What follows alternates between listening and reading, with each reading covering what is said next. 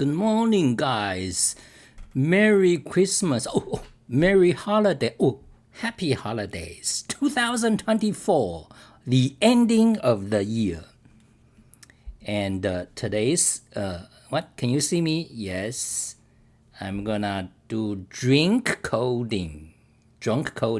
Okay? This is half red wine, half orange juice.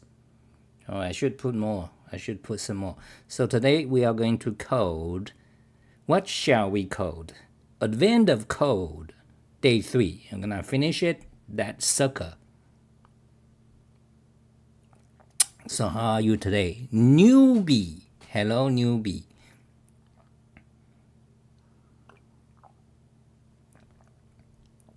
Who else is here? Nobody. 4 concurrent users. What the fuck? Okay, so shall we just code Advent of Code then? Did you vote for some topic, newbie? Shall I just get on Advent of Code? Hi, so you see, nobody is here. You know, you do a poll and some people says they want to see Advent of Code, and we got nobody. Okay, anyway, so let me just finish Advent of Code number 3. Let me explain. So, drunk coding. Okay, let's begin. Newbie, have you been, LC is nice. Q in 10th, great. So newbie, have you been following my Advent of Code? So there is a problem, day 3, okay? I began a week or 2 ago and stuck on a trivial problem because I was trying to do the shortest code, not just among all languages, but I was trying to be the shortest among WolframLang language. So there's a problem. Let me explain the problem, okay? So you are given this input, a text file, and suppose, okay, so this is, for example, this is a big input, a text file. And in this text file, you see your numbers, and some numbers, they have adjacent to the numbers, you have a symbol. So the period doesn't count as a symbol. So for example, 973.2, they have a decimal number. So that is a number. So they have symbols, asterisk and slash adjacent to it. So that counts as a number. So if a number does not have a symbol adjacent to it, that doesn't count. For example, let's see an example. Okay, so you need a number that has a symbol adjacent to it, but also if the symbol is above it, also counts. So for example, let's see, and also diagonal counts. For example, 440 there, that number doesn't count because surrounding this number there's no symbol, okay? And this 165 count because there's a slash adjacent, a diagonal to it. So around the neighbor of the number there's a symbol, so that number counts. So the problem is, given this text file, you want to find all the numbers that count, and you want to so find all the numbers that count and sum them up, and that is your solution. Okay, so this problem, let me tell you about this problem. Okay, so this problem is very interesting because the easiest solution is, first of all, you use regular expression to get all the numbers, to capture all the numbers. Then to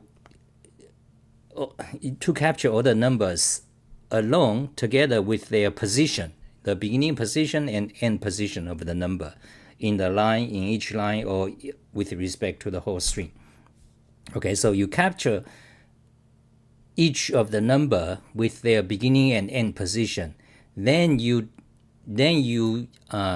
for each number, you go through the string, find the beginning position, you check if the character before it is a symbol, and you check a character after it is a symbol, and you also check the previous line in about the same position to see if there's a symbol there, and also check the next line below it to see if there's a symbol. So that way you do this for every number, so you can capture the numbers that has a adjacent symbol around it. Then you just sum it up.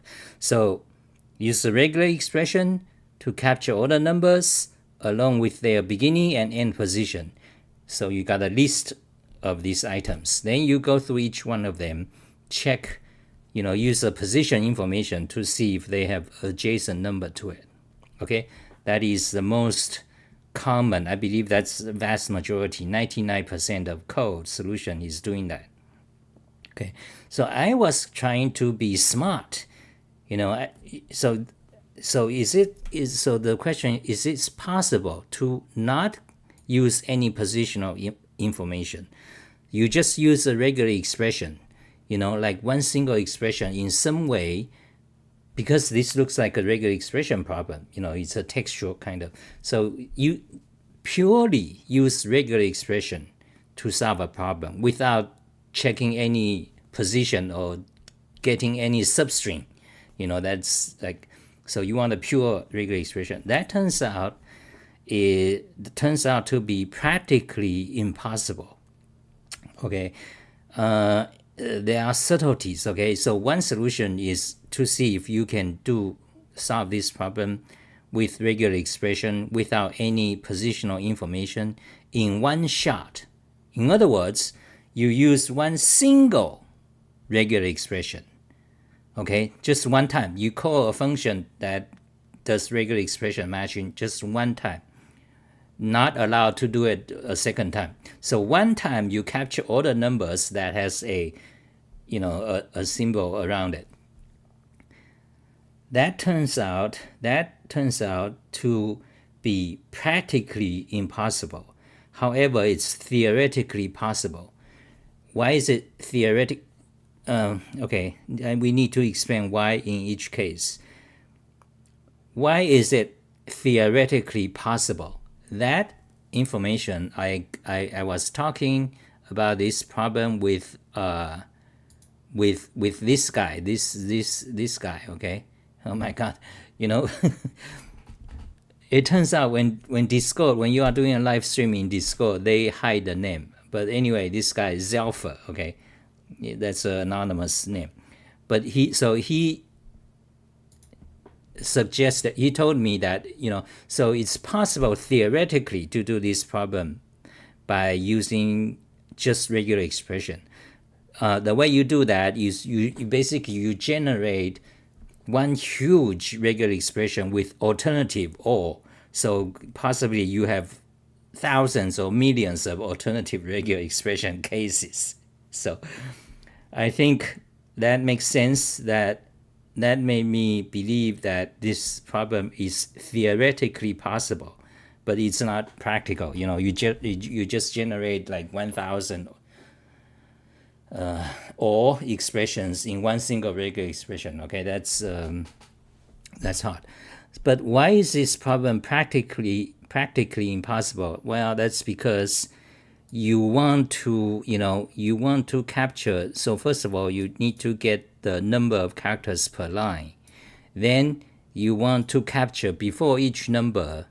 So you use a regular expression, right? I can show you a regular expression somewhere here. Where's a regular expression to capture the digit? And that's easy. It's just a bracket 0 to 9. Okay. So where's okay? So let me see. Okay. So let me do this. Okay.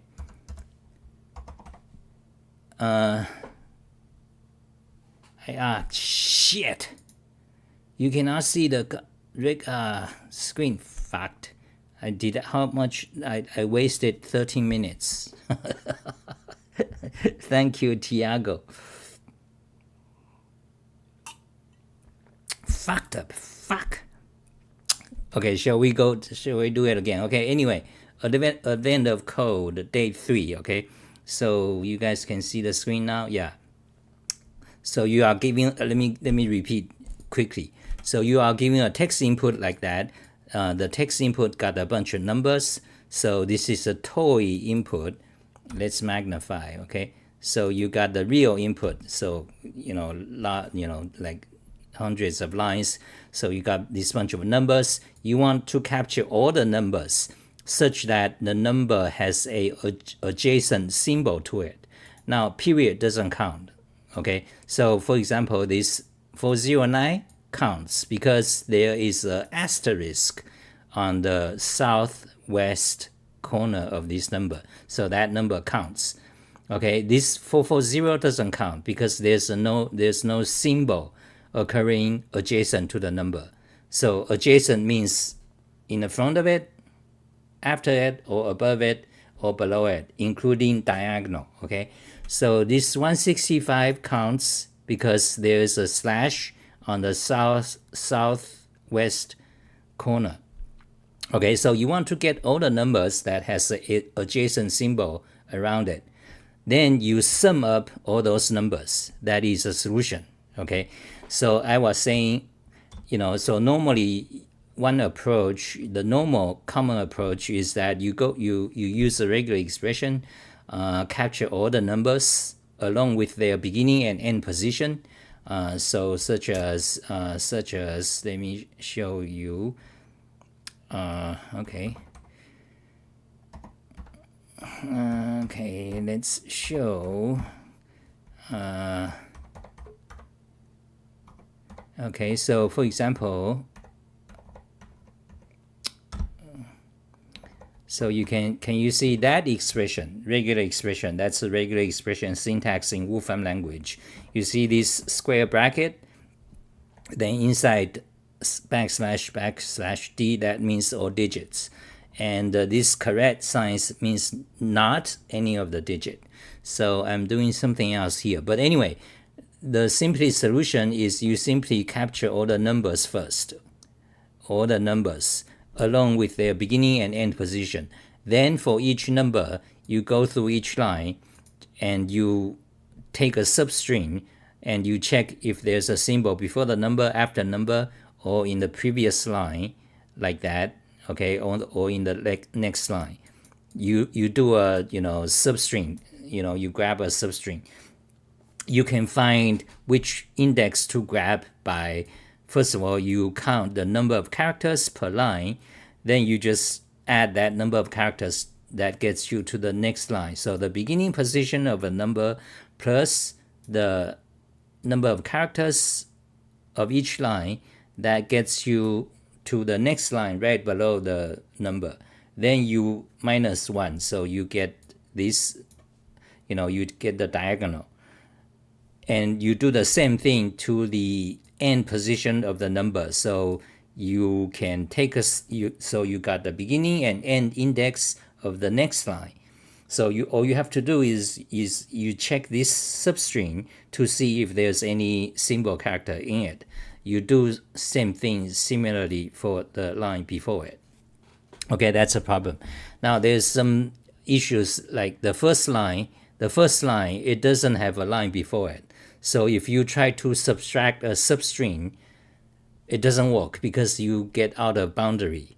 So you have to do some special edge case checking. If this is the first line, then you don't do the check before the previous line. And if the number, the beginning position of a number occurs in the beginning of the input, you also have to make sure that you don't check the character before the number because that's out of bound. Okay, that's one way to do it. You have to do extra case of edge case checking. But I figured out a trick, a smarter way. So whenever you have a case like that, what you can do is you can pad the input string. So in other words, you add an empty line to the beginning and add an empty line to the end, where each character in the line is all dots. So, and in the beginning and the end, and also on the side. So you add one dot to beginning of every line, you add one dot to the end of every line, you pad them. So altogether, you have like one surrounding periods around your input. So if you do that, it's simple to pad them. So if you do that, you don't have to worry about the edge cases, because every line has, every number has a beginning line and end of line, and so on. So anyway, I was trying to do this problem by one single pure expression. So it turns out that's basically practically impossible. But so I spent a total maybe 10 hours trying to come up with a shocking solution that you'd never seen. Okay, but that failed. So regular expression, like one single, so there's an issue. If you are trying to solve this problem without any substring position information at all, so you purely rely on regular expression. There are still two kind of levels. One is that you do it in one single regular expression call, not two. Just not once you got some pattern, then for each number you do another regular expression. No, you do it in one shot, one single regular expression. You capture all the numbers you want. Okay. That turns out. So I spent most of the time on that. So you can see my code. Wolfram language. Wolfram language supports regular expression like that, like so, but it also supports a alternative, which is called string expression. I explained before, but I explained before when I was doing. I explained this month or so in my live stream. You can just go to my Wolfram language. Let me show you, because meanwhile I want to promote my stuff. So Kasa Wolfram language tutorial. This tutorial is teaching you Wolfram language from the ground up, assuming you are already a programmer. You know Python, you know C, or maybe you know Java or JavaScript. However, it's different from Wolfram's tutorial because I teach you I make you understand how the Wolfram language works. Okay, Wolfram language is a term rewriting system you have never seen before. Not in Java, not in Haskell, not in Clojure Lisp, not in any of the Lisp. A term rewriting system. Sometimes it's called pattern matching, but in Haskell, in OCaml, in F#, these functional languages, they have pattern matching, but their pattern matching is not the same, because Wolfram language pattern matching is symbolic pattern matching. So symbolic, just like Lisp. Okay. So anyway, there it is, Wolfram language. Okay. So I talked a lot. I don't know if I'm gonna do any code at all. Patrico German Lopez. So any feedback, guys? You tell me where I'm going. Okay. If you get tired of me just talking philosophical, theoretical computer science, just tell me, because I like to see code. Okay, then I'll start to code.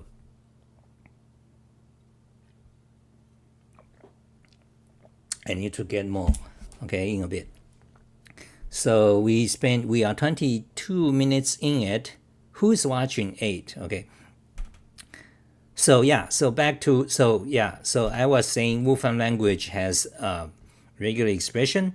Maybe it's faster to do it than just talking. So for example, let me demonstrate the power of regular expression in Wolfram language.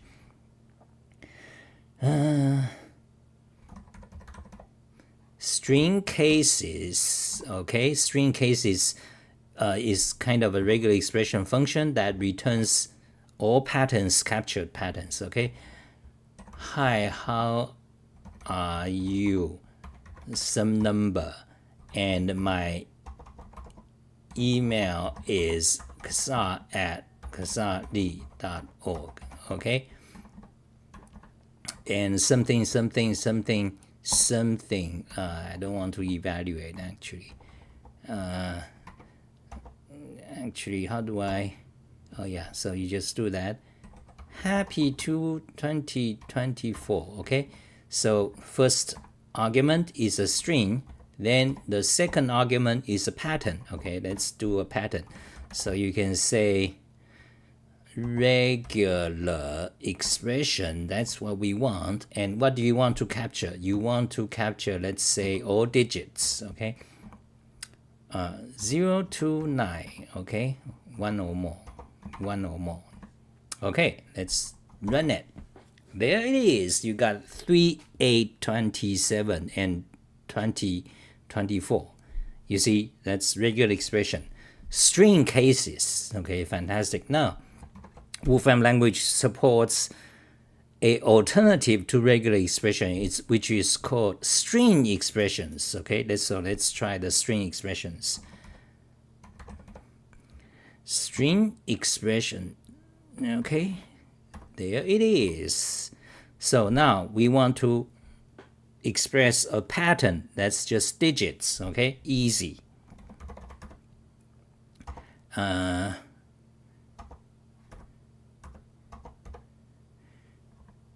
Digit character, you see this symbol, digit character, means a sequence of digits. Okay, let's run it. Oh, it works. However, you got it wrong because that's digit character is just one of them. So you need to fix that. Let's magnify. Okay, so digit character, let's fix.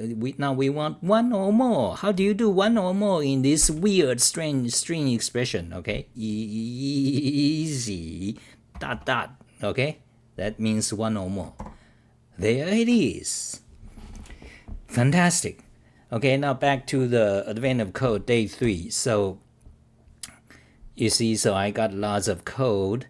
So I was first of all trying to solve the problem by regular expression, by one single regular expression. That failed, but theoretically that is possible. But it's like you have to generate, I don't know, thousands of all expressions. Okay. So anyway, so that failed. So what I'm thinking is, okay, so the first dramatic solution is trying to solve this by regular expression only. Okay, that kind of failed. I spent like 10 hours on it. I'm like 99% sure it fails. Because but it's interesting whether it's actually, even if I have to generate thousands of all expressions for regular expression and solve this problem, I think that would still be spectacular. Yeah, so anyway, I'm 99% sure I failed. Okay, but I haven't tried the theoretical, because each one of these dramatic solution you want to approach, you're gonna spend few hours thinking about it and lots of coding. So anyway, one of the dramatic solution is regular expression. Okay, no positional checking at all, and I failed at that. The other solution, which I've been thinking a lot, is that you see this problem, this input is kind of a pattern, right? You can, regular expression is basically a pattern finder. Okay, but regular expression allows you to find sequential information in the data, basically a string, a text. Okay, but sequentially. That is why you have problems with this, trying to do this with pure regular expression, because in this case you want some kind of like two-dimensional pattern.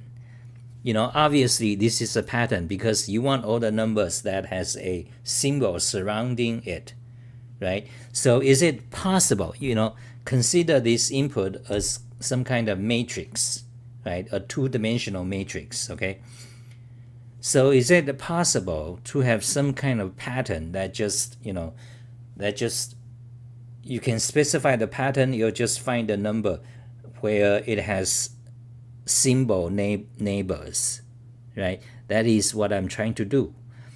So that's another dramatic approach. I don't have a code. Sorry. So guys, say something, okay? Is this my high level explanation making sense? Or do you think, should I just code? Do you think, oh, that's just too much philosophical talk, just start to code? Maybe you want to learn actual Wolfram coding or stuff. Let me know, okay? So anyway, the alternative solution, dramatic solution, is to turn this into a two-dimensional matrix, which you can easily do in Wolfram language, okay? Two-dimensional, so it's a two-dimensional matrix where each element is a single character, okay? So Wolfram language is a language of term rewriting system, so it has a lot, 7,000 functions by default out of the box. You do not even have to load a library. Like 7,000 functions are available to you without you having to say, import something. No, no import. 7,000 functions right there. And Wolfram language is a term rewriting system, so it has a lot facilities far more powerful than regular expression to match patterns. Okay, so that is enticing. That makes me think that I want to solve this problem by Rob Pike on Go language. Very interesting, okay? We had an argument on the XR Discord about Rob Pike, about where is XR Discord? About Rob Pike, about the original intention of Golang. I tell them what it is. Very interesting. So Steve, are you here, Steve? So Tiago says, using regular expression for this seems a bit tricky. Exactly. I always get a bit lost with syntax of complex regular expression patterns. Yeah, that's very common for all of us. So anyway, Rob Peck. Okay, so let's go back to the problem. So we can, if we can turn this into a 2D matrix, we can do that easy. Then we can, the key is to find some kind of mask. In programming, especially C, you have the concept of bit mask. So bit mask means, when you have a binary number, which is made out of zeros and one, let's say 0, 1, 1, 0, 0, 1, 1, 1, something. You can apply so-called a bit mask. So another string made out of 0 and 1, and 0 means pass through, 1 means hide it. So you kind of just stamp the mask into this matrix. Imagine there's some kind of mask. You just stamp onto it, and all the numbers you want came out. All the other things, the symbols, the dot, or the numbers that doesn't count will be hidden. So if is there some kind of like pattern? So you need to generate that mask. Okay, so this is the second approach that I have been thinking a little bit. Like 1 hour or two. I've been trying it. I've been spending like 3 hours, and I haven't found it. I haven't found the solution. Okay, so in this idea is that you consider this as some kind. For example, let me give you another way of seeing this. Okay, so let me show you. Okay, so keyboard. Now we need to go show keyboard and layout. Okay, layout, and you can see ergonomic keyboard layout. Okay, so you see this is the heat map of the keys in English. So E is used most frequently, then after that T, then after that which one is bigger, A A then H, so this is the frequency of the letters. You can, by the way, you can change to Vorak, Comac. So anyway, this is a heat map, okay? So in this Advent of Code, day 3, you can think of this, you do the same thing. You generate a heat map. That's the idea, okay? That's kind of fuzzy, so, but that's the idea. Either you create some kind of mask map. So you basically, all you want is that you don't want to like individually check each number. You just simply want a pattern that in one function call, you get the numbers you want, okay? That's the idea. So, but I have not been successful on that. So this is so far is just all talk, no actual code, okay? So what I'm thinking today, I'm just gonna finish this day 3 part 1 problem by a normal solution, okay? But before we do that, let me show you the kind of graphics thing. Okay, let's just go to Wolfram language. Let's go to their documentation.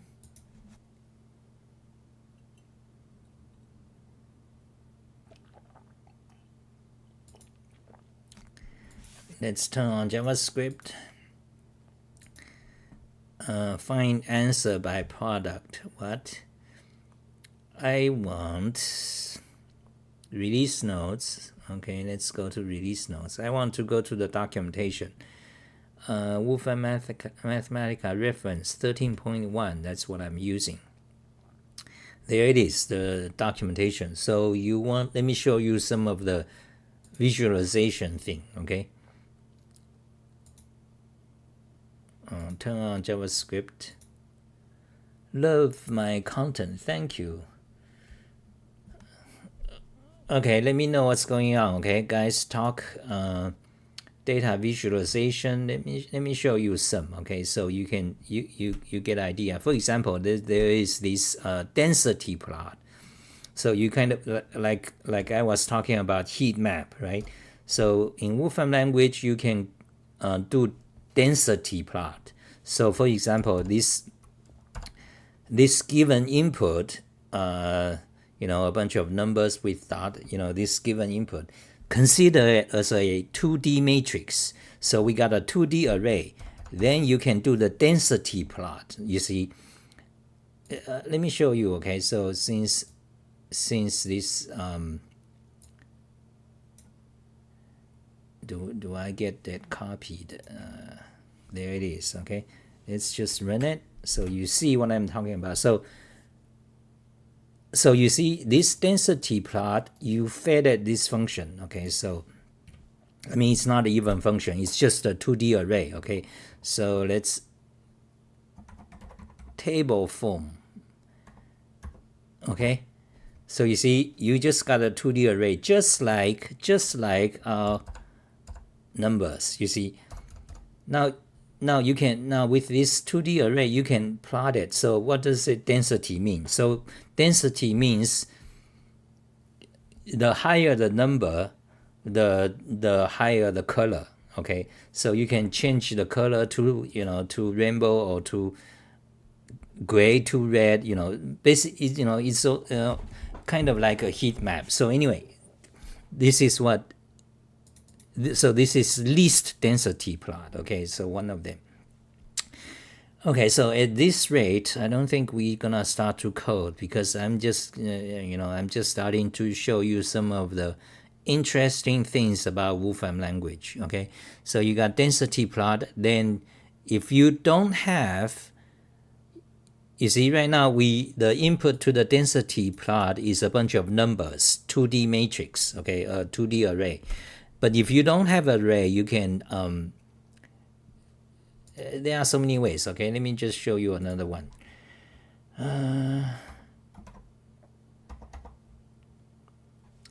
What is surface data, surface appearance, surface area? We want what is it we want? Oh, there's also array plot, okay?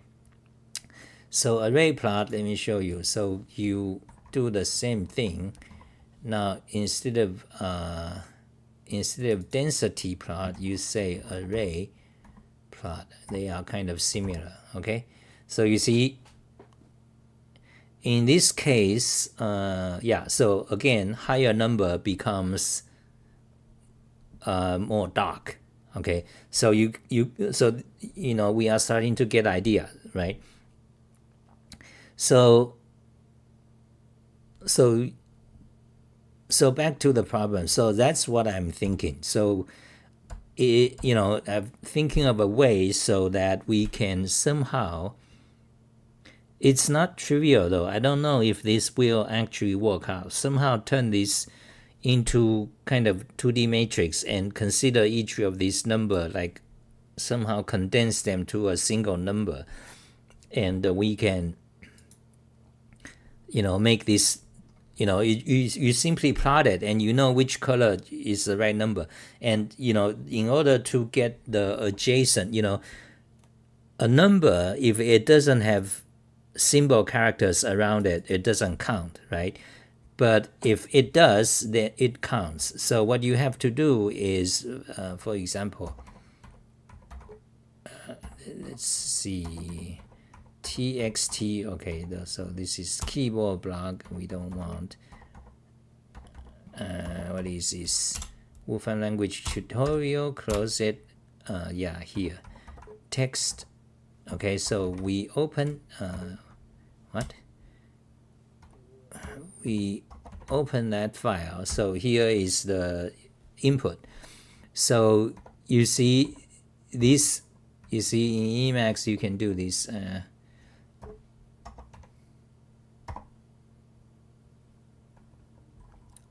You see, in Emacs you can highlight, rectangular highlight. You see, now you can see the surrounding numbers for this. Now let's magnify, okay? The window is not big enough. So anyway, so you can see this, oh, they got a negative numbers, tricky. You see, this 103, negative 703. So in this case, does that negative count or not? It's tricky. It's it's trying to fuck you up, this advent of code. So I don't know if that negative count as, oh, it doesn't count. I think it's all just positive integers.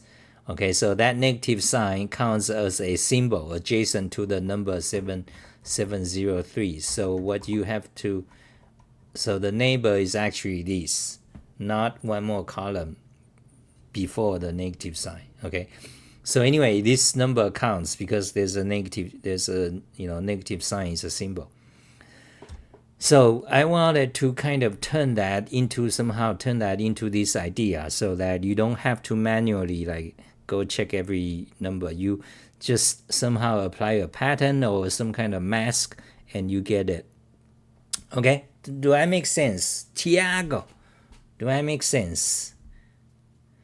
Those of you watching, Q intent, is that some kind of idea that, so I don't have a solution, so it's just, so far it's just empty talk.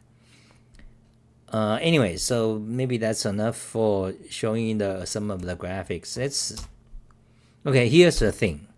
I'm going to, hi, you anom. Okay, so I'm going to now to start to code this problem in the simplest way possible. Forget about the fancy things I'm trying to do, okay? Just do it simple way. I can finish it in 20 minutes. Okay, before I do that, let's get a drink.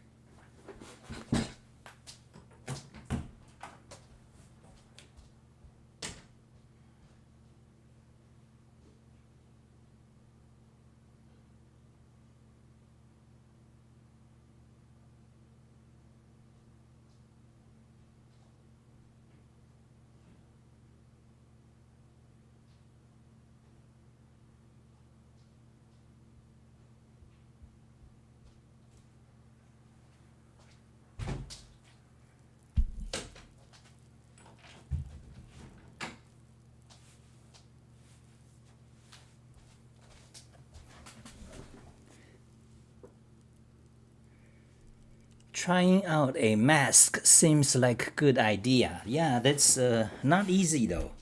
I mean, I got this, you got this fancy idea, but actually the thing is about, it's not trivial to think about how can it actually be done. Cheers. This is red wine. Red wine. And orange juice.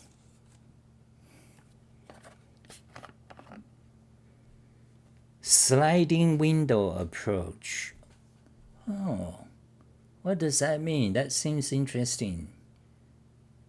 Sliding window. Yeah, that seems interesting, but I have to think about.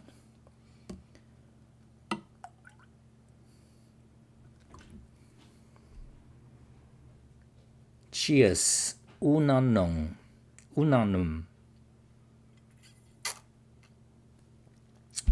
Okay, turn the screen back so we don't forget and show the fancy thing. Amazing. So you guys download Wolfram language, okay? It is my job selling you guys Wolfram language, okay? So you go to, you can download it for free. Okay, just go to Sao Li Wolfram tutorial. You will find my link, or just search, download Wolfram engine for free. So you can try it, but actually I recommend you just buy it, okay? If it costs you $10,000, it's worth it, okay? You stick it for your life, like I did, since 1993. Why should you? There are so many languages. There are so many free programming languages, fancy ones like Haskell or Camel, F#. All those are functional. You also have Agda. You also have COG, COG, proof systems. You also have, Clojure. If you are into, then you have Racket, Scheme, Lisp. All these are free. Why do you want to pay or get the Wolfram language? Well, that's because all these things, it just lets you do things. You can kind of consider Wolfram language is one giant calculator, a system that has everything you possibly want, that possibly could be put into one system. So you have not just you have like 20 plotting functions, including plotting graph. Okay, imagine if you want to Peterson graph. Okay, if you want to plot this in Python. Okay, you have to download NumPy or something. NumPy download. You have first of all you have to ask. Just go to Stack Overflow. Which one should I download? I need to plot the graph. Which one? Then you got 1 gigabyte. 10 libraries, NumPy, SciPy stuff, and it doesn't. Sometimes it doesn't work, and then the documentation sucks. You have to Stack Overflow. Then but in Wolfram language, it's one integrated single whole that allows you to solve equations symbolically, differential equations, linear algebra equations like inverting matrices or matrix equations, or tensor equations, or differential equations and integral equation, any equation possible that is in the entire field of mathematics. If there's some idea that has been captured before, Wolfram language at least tries to have it, okay, in number theory, in number theory, in analysis, calculus, in algebra, group theory or whatnot, and in graph theory, you are witnessing graph theory. For example, this one. This one shows you, it's automatic arrangement. In graph theory, when you want to plot something, usually you have a problem of arranging, how do you arrange the knots so that it displays nicely. For example, this Peterson graph, actually I don't know this Peterson graph, but you see, and you can magnify it, and if it's a 2D graph, a 3D graph, you can rotate it. Okay, so it's kind of too big. You can import, export it to PDF, to anything, any possible graphics system format out there. Literally any possible graphic system that exists, just for a simple graphic example. So you can plot graph theory. It's just not just plot. You can do the world's entire possible graph theory related functions and algorithms about graph that is known is in Wolfram language. Okay, that is just graph theory. Then you have number theory, you have analysis, you have topology things, you have differential geometry. That one of my favorite subject. Okay, then you say, oh yeah, that's interesting, but I'm not a mathematician. Those things are not useful to me. then what about programming? Oh, you don't know things, man. What about programming? Let me show you. Okay, so programming, you are interested in list manipulation, so. And what about AI? What about neural networks? If you are a neural network researcher, so let me show you neural network. And sound and audio, God, it's endless. It generates sounds, okay? It generates, let's see, let me show you one, okay? Actually, I showed this before. As simple as that. So you want to plot, you have a sound wave defined by sine. Okay, first of all, let me show you what this sound wave looks like. Okay, there's a documentation. I don't need to know the documentation of sine. I know what sine is. Okay, let's just plot sine. Okay, so sine 440. That is called standard A in music. If you are music, that frequency 440 is the middle A. That's on a piano, right below the middle key C, about two white notes below it. Okay, A, B, C, A. So this is so let's plot it. T goes from, let's say, 0 to 4 pi. Okay, so it's like, anyway, you can play it. Okay, let's run it. Okay. Oh my God, that's a pure tone. Can you hear it? Let's see. Yeah, you can hear it. It's very it'll make you crazy. Pure tone. So, but let's see. There's let's try something interesting. Okay, so this one. Go back to Wolfram language. Okay, now I'm a salesman for Wolfram language. Okay, let's play this one. Yeah, that's not so interesting. Wait, why is this? I want something. Let's do some more. Okay, I want something more. Not pure tone, but variations. Okay.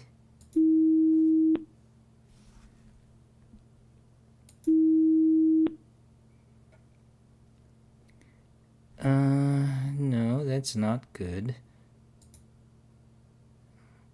Let's try this one, tangent.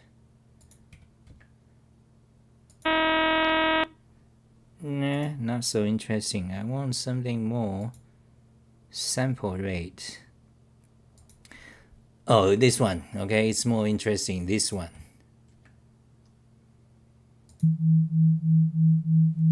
Oh, this one is nice. Can you hear it? Yeah, this one is nice. So, Anonymous says, the reason I never went over to Mathematica is because it really isn't that referenced in engineering analysis in my career. MATLAB, however, is always being asked for. Yeah, well, that's because MATLAB is, you see, let me just tell you, okay, in my opinion, MATLAB, there's no way, this is like, it's not comparable. It's not comparable at all. MATLAB is mostly a numerical system. So MATLAB cannot solve, Wolfram language is a symbolic system. So everything you do, you can, by default, it's symbolic. So it gives you closed form symbolic solutions to any equation, differential equations or matrices, if your input is symbolic, okay? Now, MATLAB and vast majority of other systems, they are numerical solutions. So if you are an engineer, usually you don't need symbolic solutions. I mean, if you are an engineer, typically, okay? If you are an engineer, building bridges or cars, designing engines or whatever, rocket, usually, okay, often you don't need symbolic solutions. You just need numerical. So that's mostly what MATLAB do. MATLAB is, I think, in particularly focused on linear algebra. So actually, let's try today's AI bot. Okay, so today is like I'm starting to ramble a lot on other things. Let's ask AI bot, what is MATLAB good for? I know these things because I've been nerding about them since 1993. Okay, because 1993, there's really no internet yet. But what people do, there's like Usenet internet, not like today. You don't really have websites, but you can ask other people, other engineers, mathematicians or physicists, what's the best software to do engineering and solve equation, and and they can tell you, and many of them came and went. Okay, MATLAB is one of them that lasted. So let's see, what is MATLAB good for? So MATLAB is a high-level programming language and software environment primarily used for mathematical computational tasks. Here are some of its main uses. Matrix operation. You see, that's a primary thing. Data analysis, okay. Numerical computing, again, that's what I said. That's the primary thing of MATLAB, okay. Numerical computing, then scientific computing, of course, machine learning and AI, right? That's all numerical, okay. Rapid application development, okay, you can add that, and education, right? But when it comes to symbolic, which is very important for mathematicians, especially mathematicians and physicists, okay? Mathematicians usually, they don't care about numerical results, okay? Numerical result, that's for engineers, We want exact result. We, find the theory of things, not numerical, okay? So let's ask, can MATLAB do symbolic computation? MATLAB, right? Did I spell it correctly? MATLAB. Oh, not lab, but B. Yes, MATLAB can perform symbolic computation through its symbolic math toolbox. This toolbox allows you to perform symbolic mathematics, including algebraic operations, calculus, solving equations, simplification, arbitrary precision, arithmetics, mathematical functions, okay, polynomials, okay, that's kind of limited. So symbolic math toolbox, what is that? Is that a add-on or what?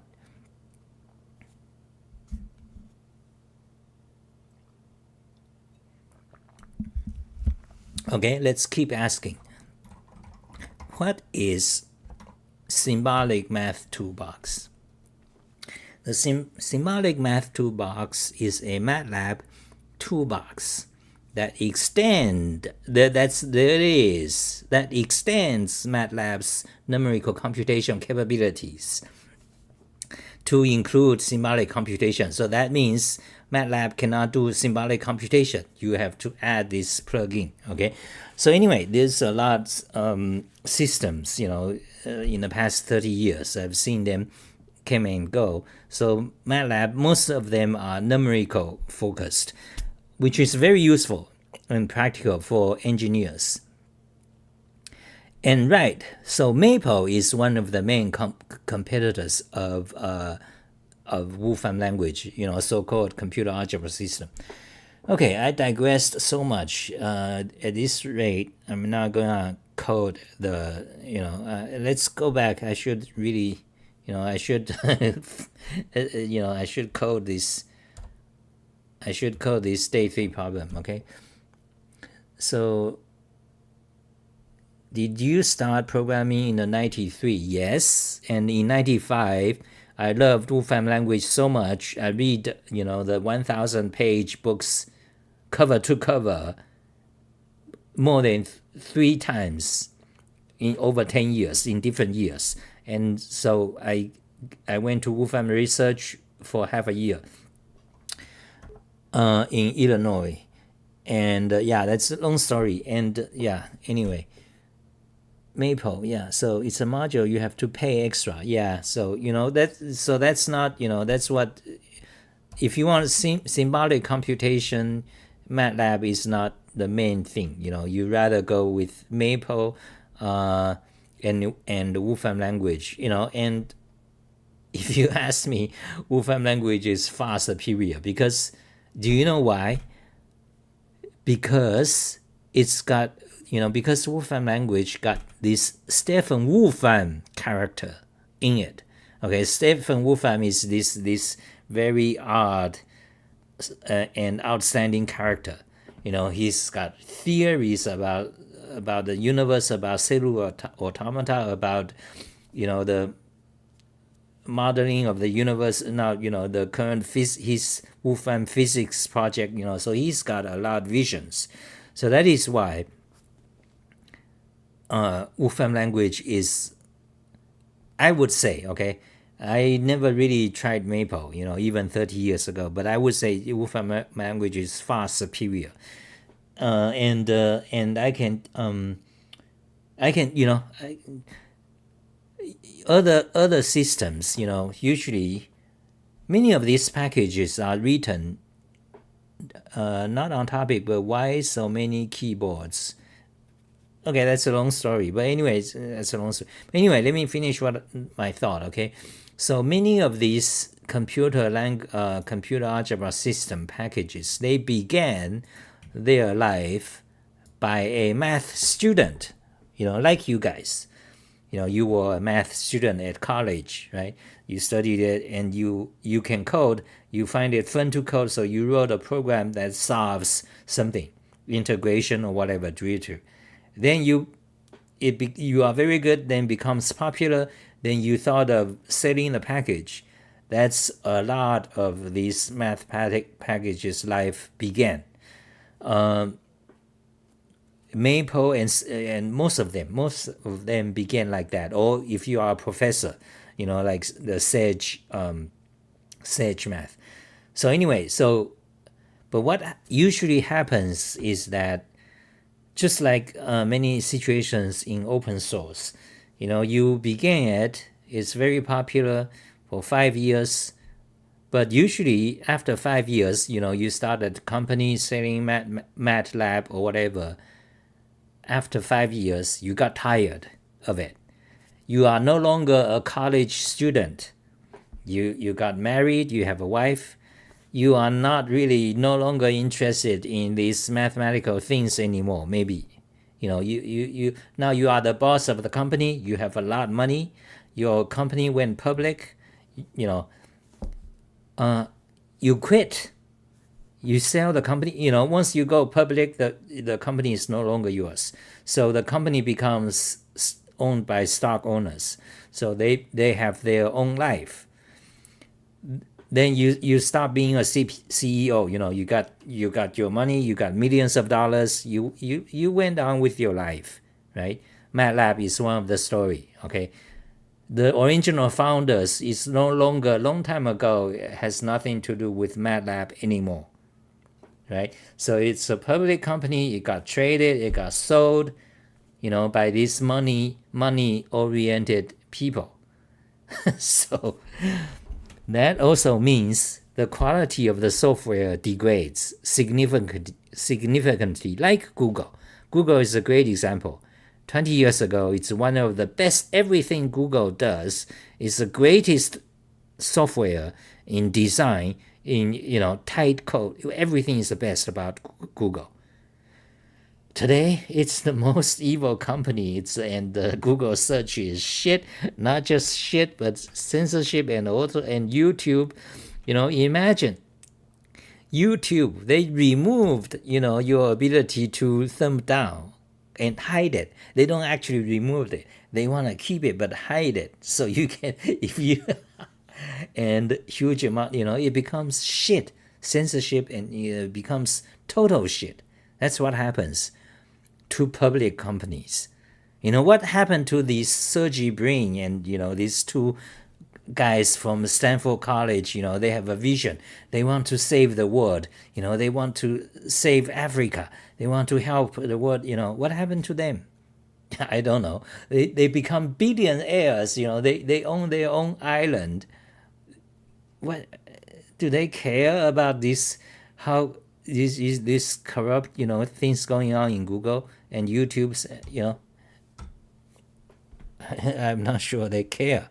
They the life change. So anyway, that's the story. So that is why I think I'm telling you, Wolfram language is truly the best thing, because this Stephen Wolfram character, he could have sold the company, open stocks, so it's public, but he doesn't want to. He's a type, he's still, after all these years, he's maybe 60 something. All these years, he want to control. He's got a vision. This is my software. I want this way. He control every aspect. Okay. He's got vision, and he runs, cellular automata school, Wolfram summer school, Wolfram physics project. He's got a vision. Okay. He believe, that's his passion. Okay. When you have a passion, someone, and you have a very capable man, that you got this Wolfram language. Okay, that is my kind of.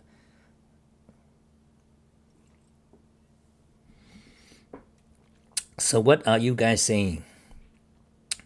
Will you upgrade to Windows 11 someday? Okay, that's off topic. Probably not.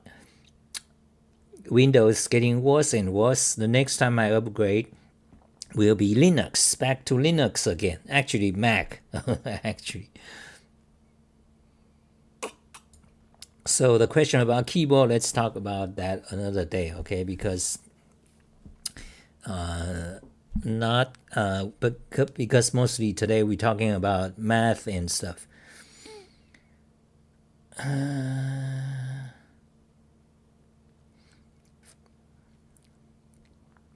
And MATLAB is one of those features they want me to be selling to them as an employee.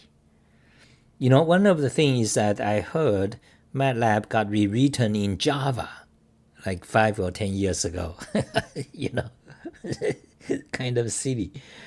Knowledge of MATLAB makes me money. Oh, okay, that's good. I guess if I was the boss, I could use Mathematica. Anyways, diversing, any special food for New Year's? No? Well, my wife cooked me good things, okay? My wife cooked me great meals. She'll be back tonight. Anyway, let me try to do some coding, okay? It's already 70 minutes. Let me try to do some coding, or let's see what else.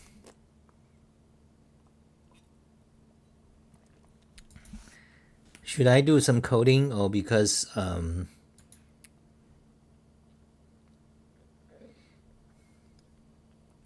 Steve, where is Steve? Steve, are you here?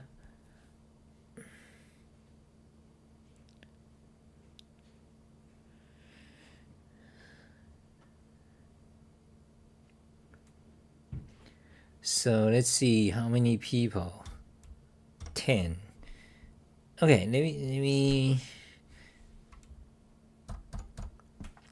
Okay, I'm going to code for 15 minutes. If I failed, then I failed. I'm gonna close down. If I succeed, that's great. I'm gonna try to finish this day 3 problem, okay? So let's see. So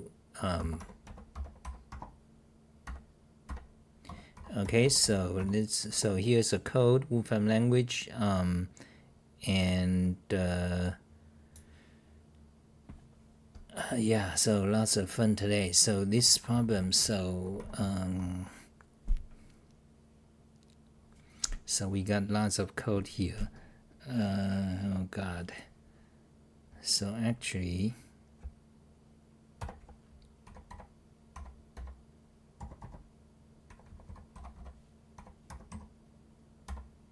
okay, I'm gonna do that here.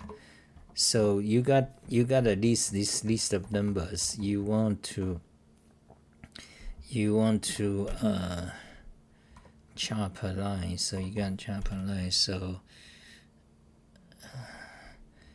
what is this padded input? So you want to get each number, okay? So you want to get each. So I'm gonna do the easy way. So first step is just grab all the numbers by a regular expression or a string expression, okay? And also get their position, okay? So yeah, let's ignore the rest. Let's just quickly do this. Chop a line, we don't care. So we want to string positions, okay? Okay, string positions is the function we want that just give us all the positions. So takes 2 arguments. The input is the the first argument is the input string. The second argument is a pattern, okay? So in this pattern, we will be string expressions and digit characters. And digit characters, 1 or more, okay? So let's run it. Okay, so let's see. Let's run it. So there it is. That's the beginning and end positions of each and every of sequence of digit characters, okay? So once you got that, what else you want to do? So yeah, so let's just do the most silly way. So once you got 2 4 is the position of this one. You want to check the, so you first of all you need to know how many characters per line. You need to know that so that you can go up a line and and check. Okay, so you need to know how many characters per line. So characters per line is done by this. I already have the code there. So let's run it. Character per line 0. What the fuck?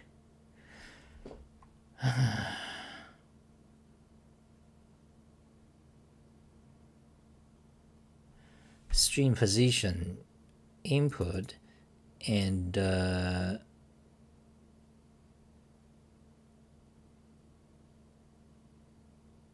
why is my character per line here?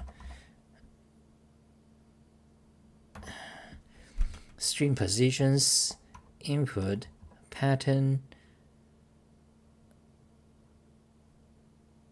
Oh yeah, pattern. So that then gives that, and so let's see, what is this?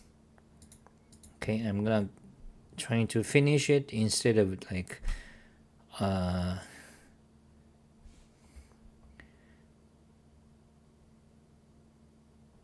wait, why is that?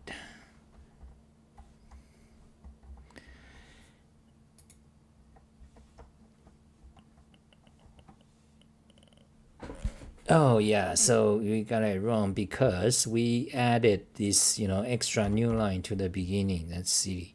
So if we remove this extra new line, evaluate, then we try our string position code 10. Okay, that tells you the character per line.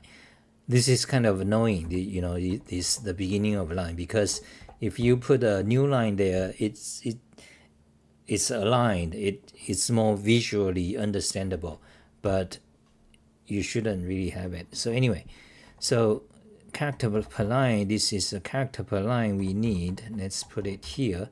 Okay, that's a number of characters per line, and we need to know, because for example this number, you need to go up that character per line number of characters to go to that position, and then -1, and character per line, then we want to okay, I decided I'm going to pad the whole input, meaning that I'm going to add an empty line in the beginning, a line of dots, and a line at the bottom, dots, and also add dots to the side. Okay, so padded input, let's see if we have that already written.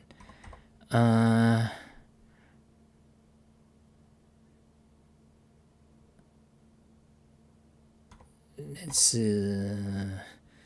so maybe this code will do. Let's see, padded input equals to, what is this? String repeat, character per line. So character per line is a thing we defined, plus 2, because we need to add also 2 columns at the beginning and end. Okay, so character per line plus that, and that is YY, then YY, that this means string join, and string replace God,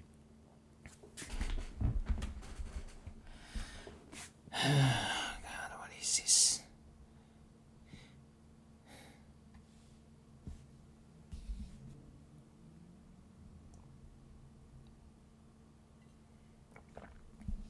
Happy New Year, Anand. Thank you.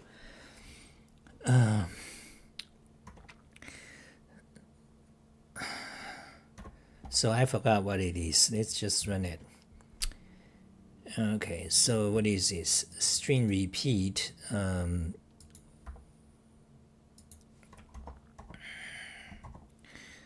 So string repeat, the first line, the YY gives us that. Then what is this XX?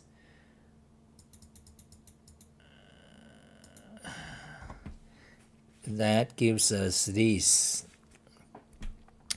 Let's see, string replace. So what does this do? Oh, YY, so you add YY to the beginning, which is a line of dots, that, and then you string replace. So this means join. Okay, so let's see if we can do this more. No, it doesn't help. Anyway, so a dot plus the input plus a dot,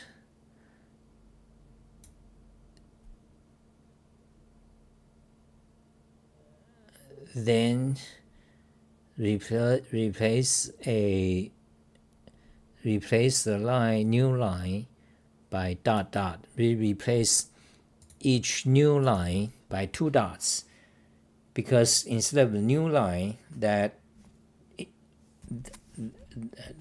is an obstacle, we replace the new line character by 2 dots. So the first dot is like the left padding, the second dot is the right padding. Okay, so replace the new line by 2 dots character.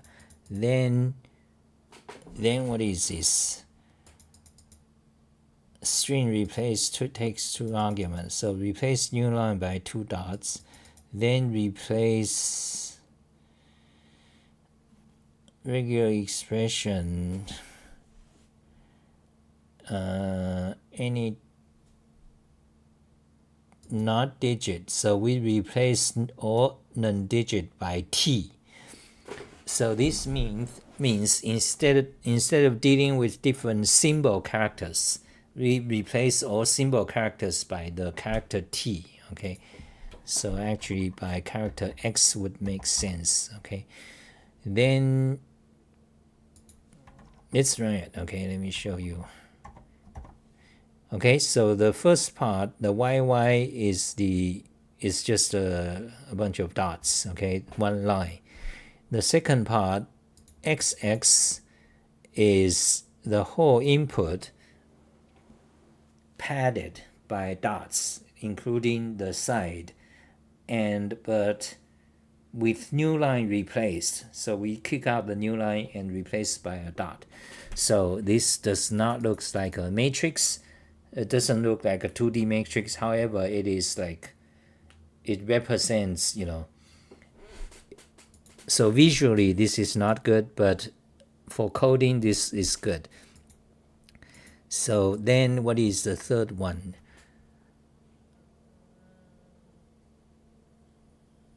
So the third one, what does this xt do? So add ttt string repeat dot by character line -4 and join ttt. So you are adding a ttt in front, and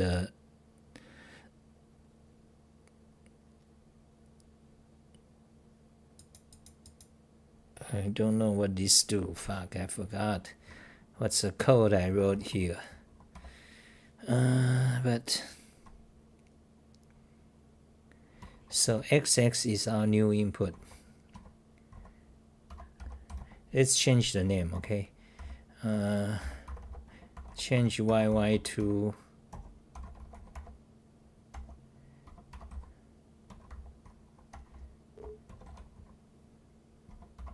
line of dots, okay?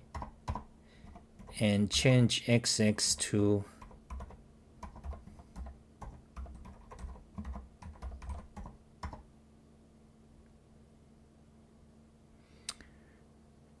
we got it something here. Let's see. Okay, so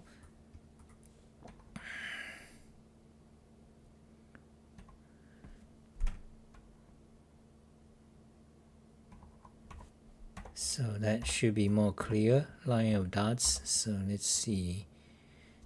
And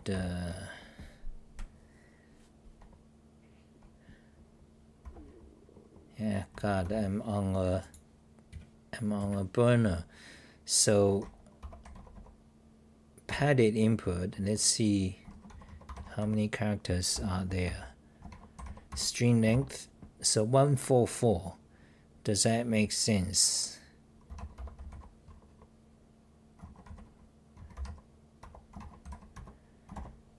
So originally it's 109. Okay, so oh God. Let's grab this part and put there somewhere.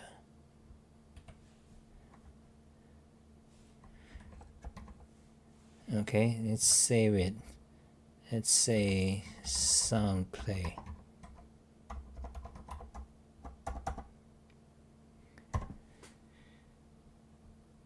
"2024 in Brazil. I'm from the future now. Hey, Tiago from Brazil. Wow, are you the Emacs guy from Brazil? Because I remember this.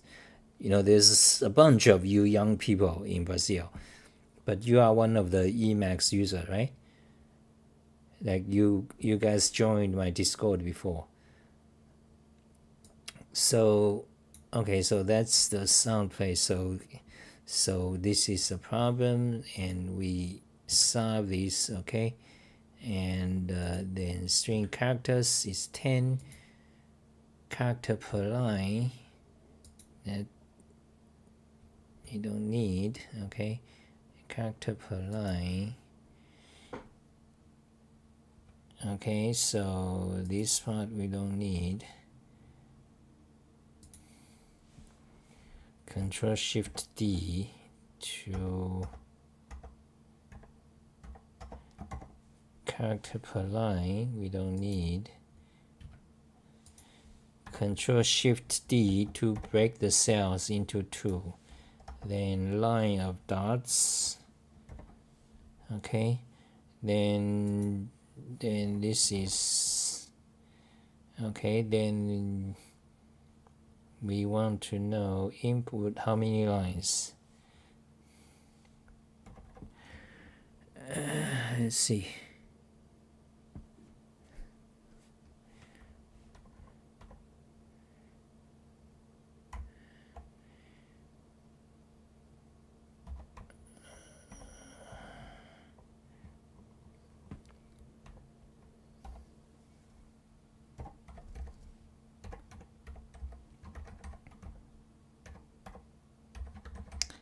Line count, okay.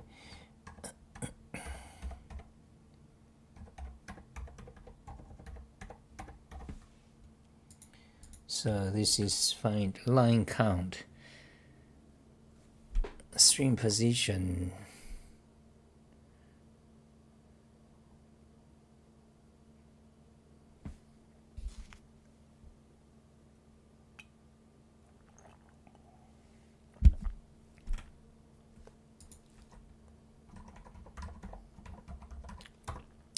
String count, okay, input, and we just want to count number of lines, so do that. That's line count, okay.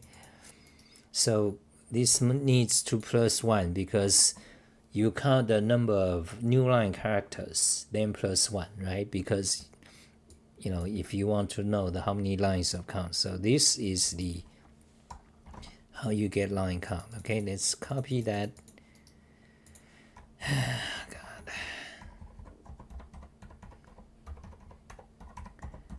Drunk coding. Okay, so this is line count. Then once you get line count, you don't need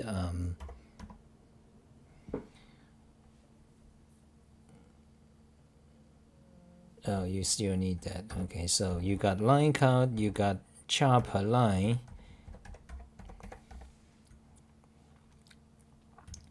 You got line count, you got char per line 10.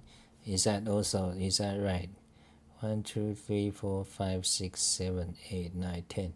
Oh, you got 10 lines, but you also got 10 characters per line. 1, 2, 3, 4, 5, 6, 7, 8, 9, 10. Oh, okay, so it's a square matrix. Okay, and line of dots, this is what you generate. Repeat. Char per line plus 2 because you padded. Okay, so this is padded line of dots.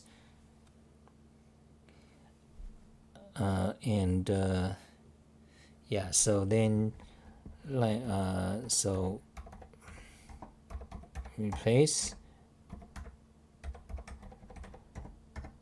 Okay, we rename them. So we got padded line of dots. Then so the padded input. So let's do this padded line of dots. So now there's 12 characters of them.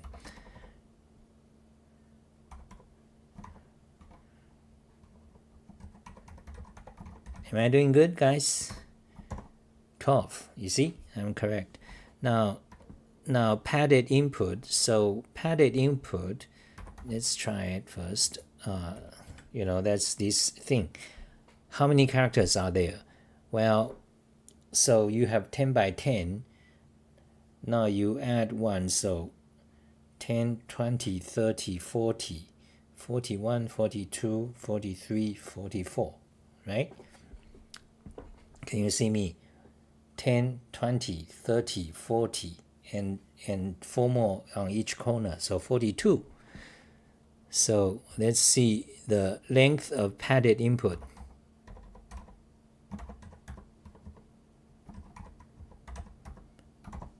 Perfect. Now you see we padded the whole string, and then also we replace any symbol by just the symbol T. So it makes instead of T, let's use X. Okay. Let's use X, so it makes sense. It makes better sense. So this is actually our padded input. So we don't have to check the edge cases of boundary condition. Okay, so far so good. And what is this thing? TTT add string repeat string character per line minus 4 TTT. I forgot what is that for. Let's forget it. Okay, so now string positions. Okay, now string positions. Now let's check padded input. Okay, this is a bunch of occurrence of the beginning and end positions of each occurrence of sequence of digits. Okay, now what's next?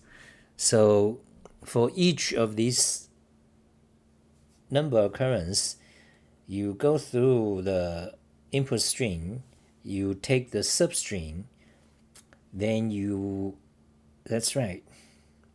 So you go through it, you take the substring. So what do? You map. Okay, map takes two arguments. The second argument is padded input. The first argument is a function. Okay, so let's write the function. And this function you want to, so this function will be fed. Wait, so you want to go through, what do you want to go through? You want to go to string positions. Okay. Num positions equals to, you want to set that. Okay. Let's do that. So now we set it num positions. So it's a list of beginning and positions. Now you map this function to that num positions. So the num positions is two numbers. Okay. Let's be clear. Clarification. We prefer full names instead of like the C style short names. Am I still good? Are you guys watching? 9 people are still watching. Okay, I need to get up. I need to go to the bathroom. But anyway, so you map this function. The function takes two arguments. You map to this, a bunch of beginning and end positions. Okay, so your function takes those end positions. Then what do? You take a substring.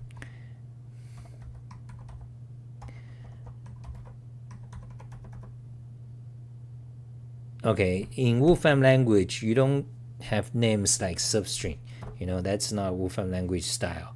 So how do you call a substring? You want a function that takes a substring by index, beginning and end. Okay, so Wolfram language calls it string parts. Okay, so I can show you. Okay, string part. Okay, that's how you take a substring. Okay, let's say something in water. Okay, that's a string. Second element is a list. Okay, so let's say first position to third position. Let's say to fourth position. We should get some. Oh, okay. So we did. This is we got SE. So let's see the documentation. Yeah, so if you say n, that's the nth character. So if you say that, it's each of these characters. So you have to say that. Okay, so what you do is you want to 1 semicolon 4 evaluate.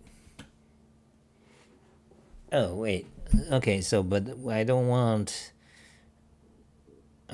them each character per element. I want them just substring. List of the nth character. Okay, list of the characters. So I want just the substring. I don't want sub characters. Okay. A string take is a function you want. Okay. String take. Okay, so string take. So that's like similar to substring, and here I believe it's like I'm familiar with this 1, 2, 4. There it is, sum. Okay, so string take is what you want. So here, back here, string take function. Okay, string take the function from padded input, and the position is just the beginning and position. Okay, but not exactly. Let me show you. Okay, first of all, let's run that. Oh, okay, so wait, what did I do wrong? String take a function, function number positions. So put a, do we have a thing? We got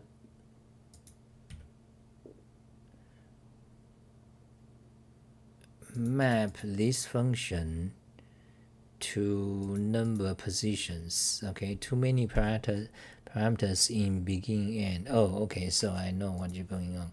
So when you map, you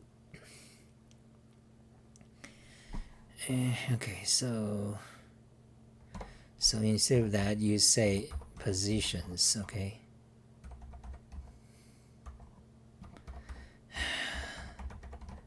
let me just code fast.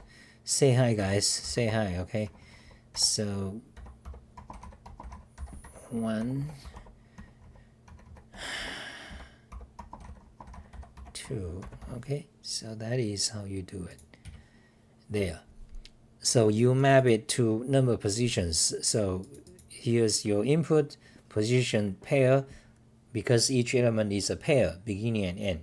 Then here you take them apart. The first part is the beginning, the second part is the end. Okay, let's run it. There it is. So this is a bunch of numbers you extracted from this thing. But why is there 5? Let's see. Why is there a single number 5? Oh, that's because it does repetition. You see, you got a number 35 and 5. Why? Because it considers overlap. Okay, so what you want is you don't want overlap. Okay, so let's look at the documentation for string positions. You don't want overlap. So overlap false. Okay, so that's what you want. So there's some complications. Okay, there. That's your beginning end positions of the padded string. Okay, then that is, there it is. Now you no longer have these single digits there. So you see, these are all the digits you extracted from the original input. Okay. Oh God, I'm just talking to myself at this point. 10 people watching. Say hi, guys. Am I doing good? So okay, so now but we are making a lot of progress. I'm not like stuck in the past few days. Okay, so now, but I need to go to the bathroom. So now we got this. So what's the next thing? So now you are able to extract the substring, but that's not what you want, because you want to extract not just the substring, but you also want to extract up to the previous line, up to these numbers, diagonal corner, and also the next line. So what you have to do is instead of this map, let's clean up the code so it's easier to read. Okay, it's kind of, Wolfram language is all nested. So string position pair, here you want to add chopper line. Okay,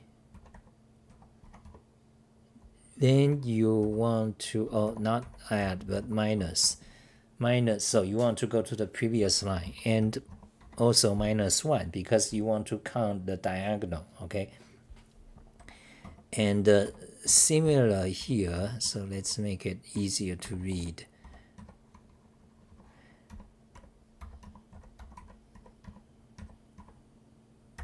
Similarly here, you want to get the next line, so you say plus x char per line and plus 1. Okay, let's grab that and let's see. Syntax error, what the fuck? We placed this in the wrong place. Okay, so this is here. Yeah,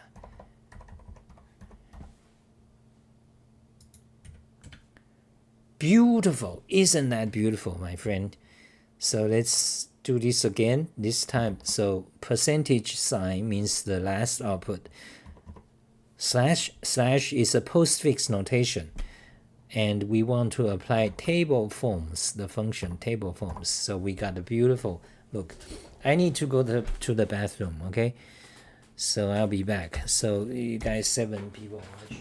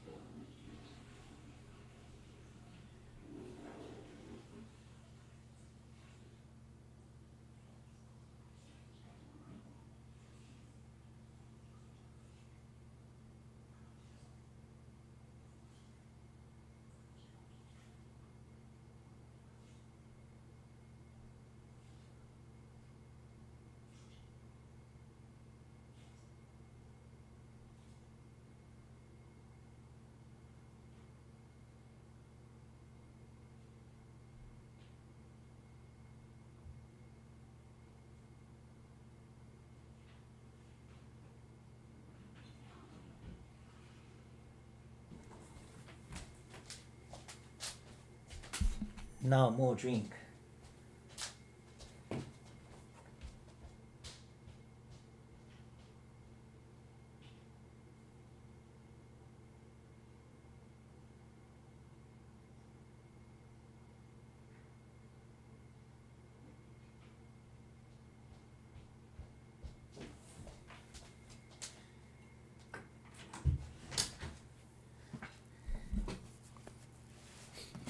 Are you guys enjoying the drunk coding?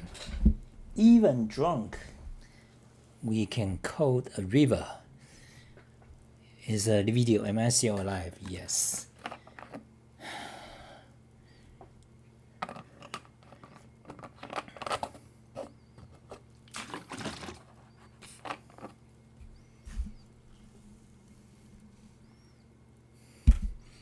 Okay, a break.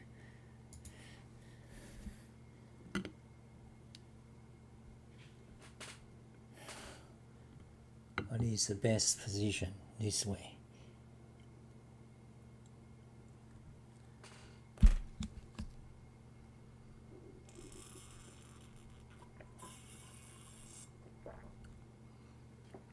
So I've been live streaming for 100 minutes now. Peanuts. You know, I was just reading about the Mr. Beast guy. What a zoomer! What a zoomer! Fuck. You know those people. Their goal is just to become the most popular. You know, I'm going to count to 100,000. 1, 2, 3. You know, it'll take me a whole day, 24 hours, but I'm gonna do it. That way, I get YouTube views. Oh my God, amazing. World record. This guy counts to 100,000. 1, 2, 3, 4, 5, 6, 7, 8, 9, 10, 11, 12, 13, 14, 15, 16, 17. The fuck, Mr. Beast. This kind of people, you know. I don't think he did anything illegal or anything wrong. But however, this type of people, this Zoomer type of people, they don't have any beauty. They don't have any beauty of the world. They are just concerned make money, cope, memes. I'm gonna just let's see. I'm just gonna sit here like that for 100 hours, and I'm gonna be the most popular, on YouTube because fuck these people. Yeah, that is true. The Mr. Beast, he's right now the most popular people on YouTube with 5 million subscribers or something. And then he do tricks like he's so rich. Each video is like he makes is cost him $1 million. Of course he has like thousands of millions. I think Wikipedia says he's like worth 500 million. So million is peanuts, but he do things to to the video like idiotic things. These people.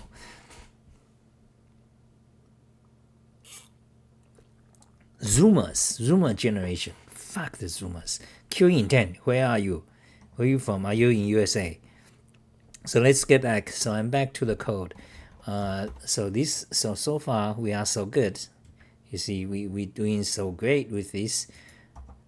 So you see we got this padded input, fantastic. And now all we have to do is for each this number we check if the beginning 3 character is X, okay, and we check the ending 3 character is X, and we also check the character in between, to the left and to the right of this middle thing is X, okay. If it is X, then that means this number is jackpot, is part of the number we want. It's so easy. Okay, so next step. So once you map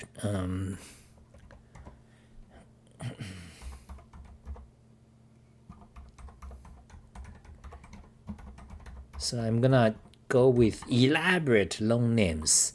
So this would be potential jackpot. Okay, where do I put this? Oh yeah, it's potential jackpot here, and let's say table form. Okay, so that way it's easier. What?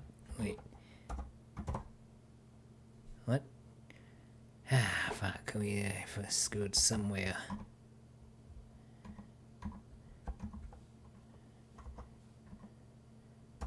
There. Okay, actually actually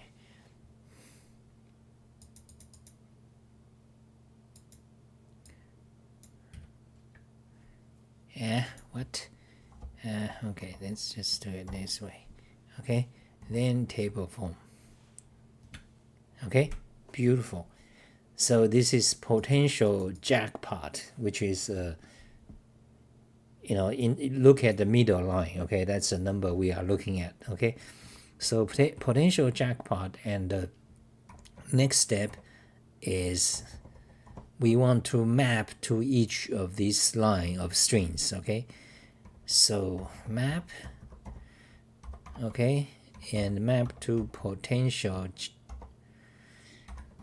jackpot. Okay, and the first argument is gonna be a function again. Okay, a function. So you map to each of these line and you want to check string match. Okay, so the function is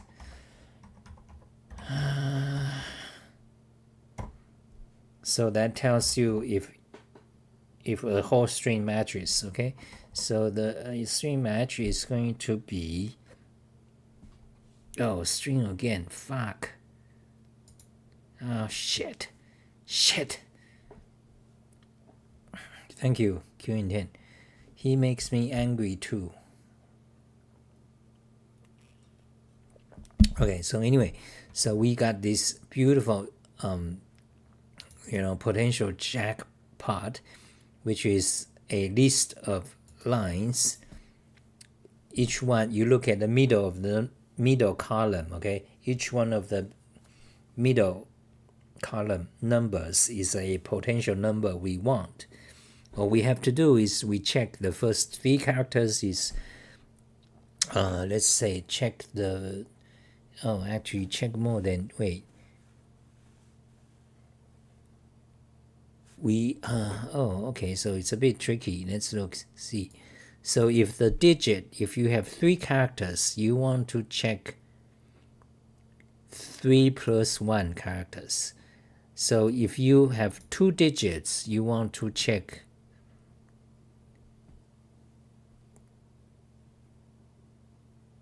2 plus 1 plus 1, okay? So the number of digits, if let's say that's n, then you want to check the line begins with n plus 2 if they are x. If so, then that's a number we want. And similarly, okay, I don't know if you guys are following what I'm saying, but let me just do it. If you paid attention so far, you should know what I'm doing, okay? So string match, so let's see, wait, we actually need to know, there's one more problem. We need to know the number of digits. For example, 66633. We actually need to know that's 3-digit number. Okay.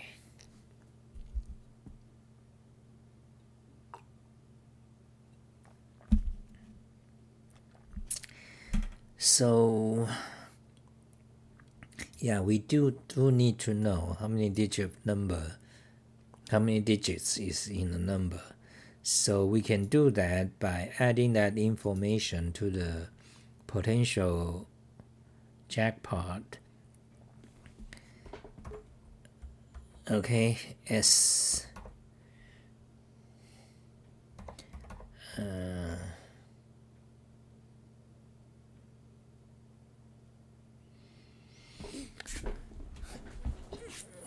Okay, let's add a S, okay? Because we do need to know. Do I make sense to you guys? Are you guys following my logic?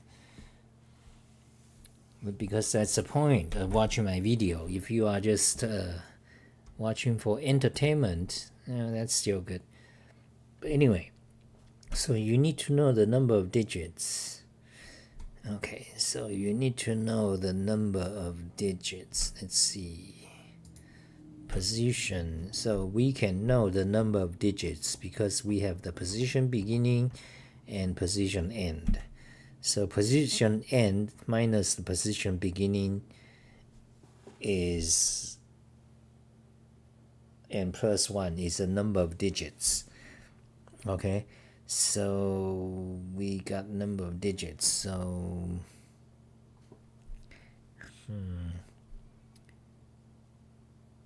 okay, let's double check. This is tricky. So let's say, suppose this number, what's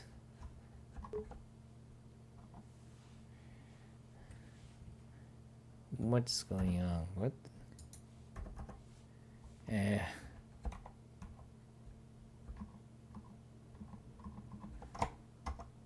What is going on? Shit.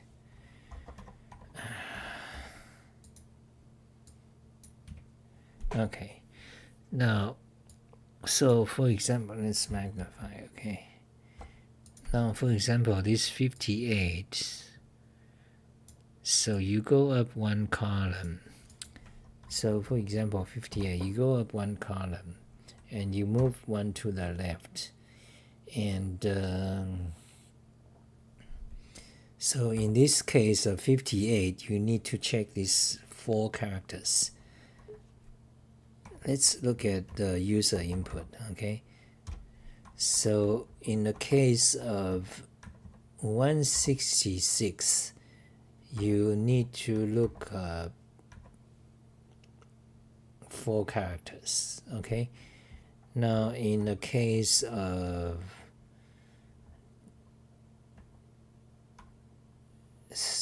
three numbers, what? Oh, in the case of 29, you need to look up 4 characters. In the case of 657, you need to look up 5 characters. So you need to look up 2 more characters than the number of digits. Okay, let's make sure. So if any of these character is a symbol, then the number is what we want. Okay.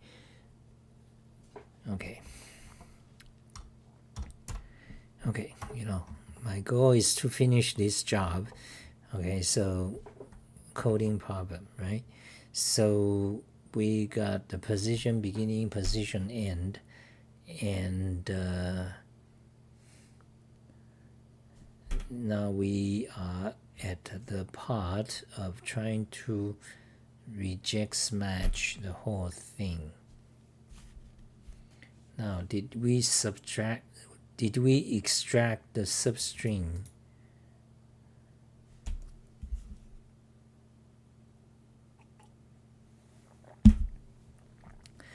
So potential jackpots is not a good name. A better name is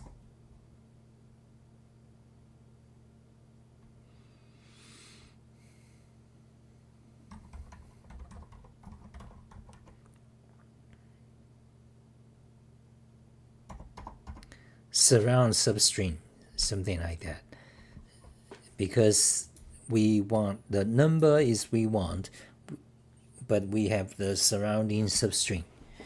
So let's say neighbor substring. Okay, so actually better name is, okay, naming of things, very critical for maintainability of code. Okay, you guys are good? Okay, am I good? Okay, I'm still a little bit to go.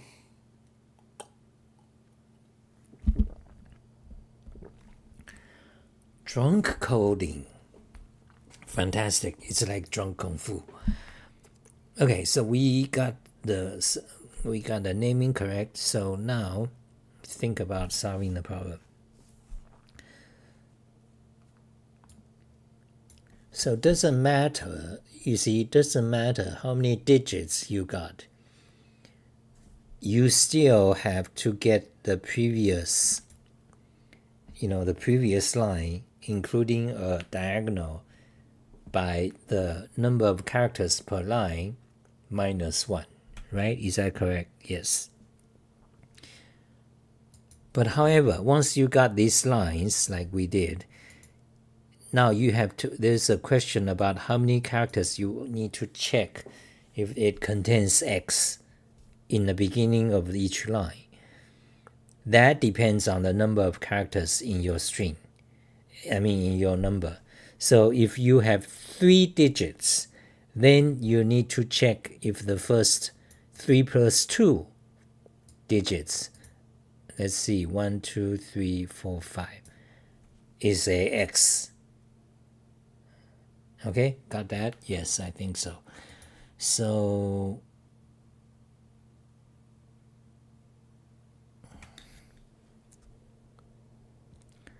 okay, so actually, so neighbor string, so we want number positions. Neighbor string, we don't need this part. Num positions, let's include something else. Num positions, so you start with padded input, you grab the digit characters, then overlap false. That returns you a list of positions. Each element is the beginning and end of the number like that, okay? But we also need to know the number of characters. That's easy because you just end position minus beginning position plus 1, okay? So you do not need to change this part. So neighborhood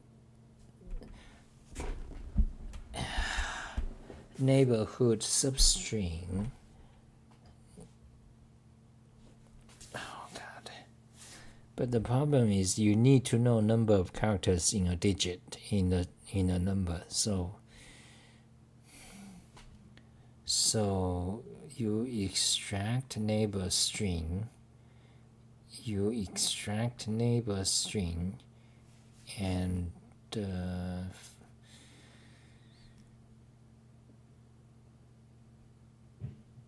that's good, but then you need to string match. This is when you need to know the number of digits, okay?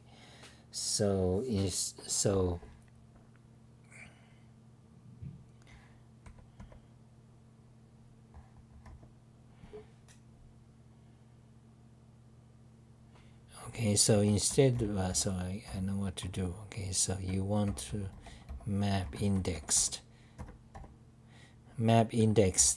What it does is that it's like map, but except your function takes 2 arguments.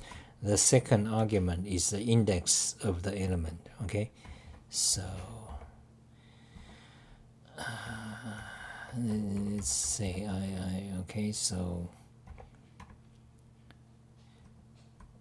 index of element, let's see, neighbor substring. Okay.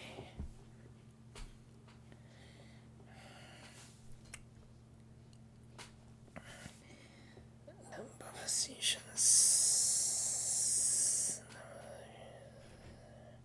Let me just code it instead of it.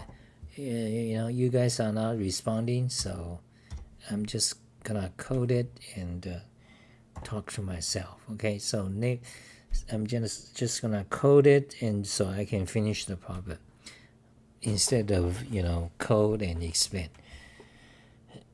So let's do this in one shot. Neighbor substring. So actually we don't even need that. So number positions is what you want. So you map each one, you get the neighbor substring, and you do a regular expression match. Okay, so like that. Okay, so wait, so these two are the same thing. Okay, so map index num positions. Okay, so okay, and the function, you got number of positions, the number of positions. Okay, so position pair, and so you need to take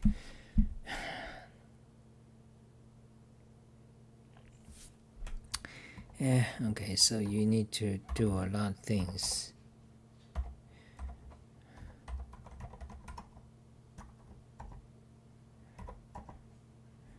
Okay, module. Okay, so position pair.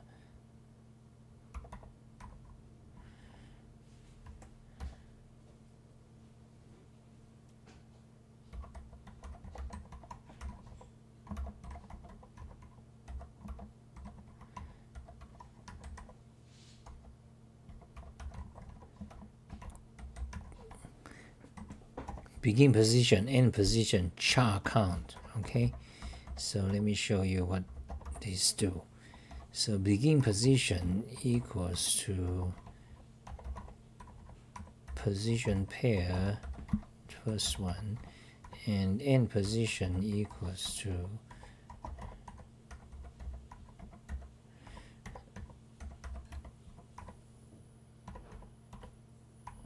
And then cha count equals to begin position minus end position plus 1. Okay, and instead of comma you need semicolon because that's compound expression. 回来了，我在上课，等一下。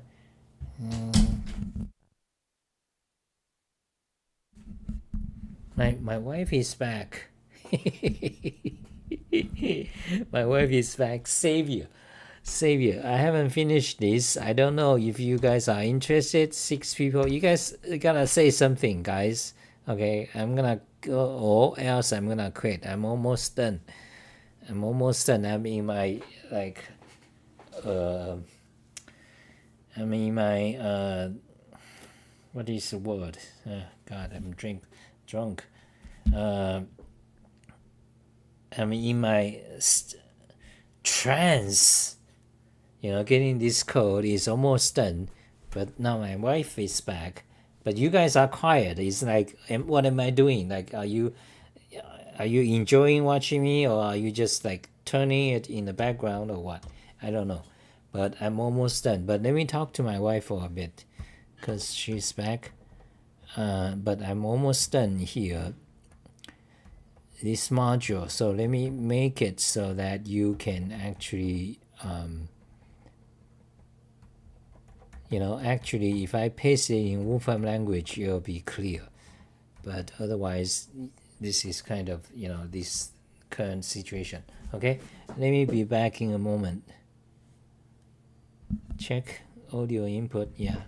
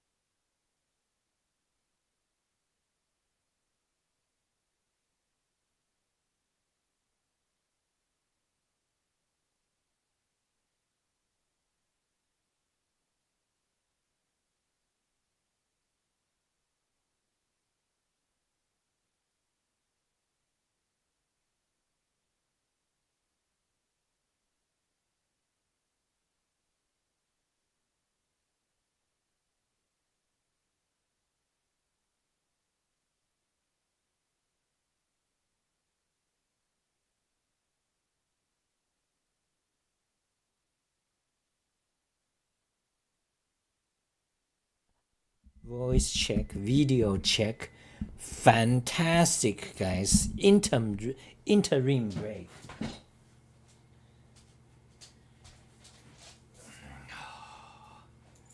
Guys, can you see me? Now.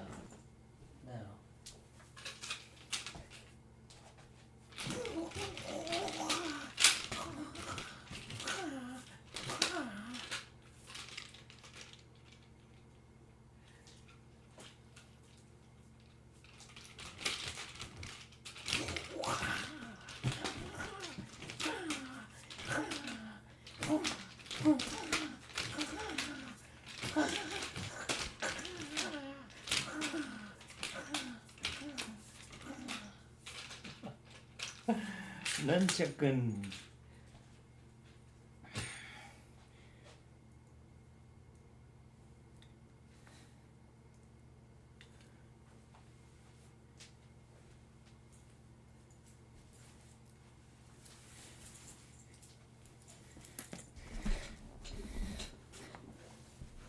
Almost done. Back to code. Okay. And see who is in the Discord. You bunch of people. Oh, Steve is watching. Hey, Steve, which one are you? Q intent 708. Well, that was an hour ago. Real life. Let's see what's this in real life. George and Ripper. Okay. So let's go back to the coding. Okay, let's get it finished. And let's get it finished. Okay, almost done. So map index. So okay. So we wanna get this done. Okay, not like the past few days. Okay, so we got. So what time is it? 8:09. So 20 minutes. Okay. So begin position, that's that. End position, that's that. Of course, we can shorten this. All this is gonna be within 200 characters. Okay, the entire problem is gonna be solved within 200 characters. I can guarantee you. Okay, but I'm just doing a live coding, so I have to explain. I have to write things in the ways that's easier for people to understand. Okay, my wife is talking. Shit. Okay, so no question from you guys. So anyway, so let's finish this. Okay, so where are we? So map indexed. Okay, map index takes two arguments. So the position pair and index. Okay, so it takes two arguments. So why do you want to map index? You don't want to map index. Let's see. So hold on a second. My wife is talking.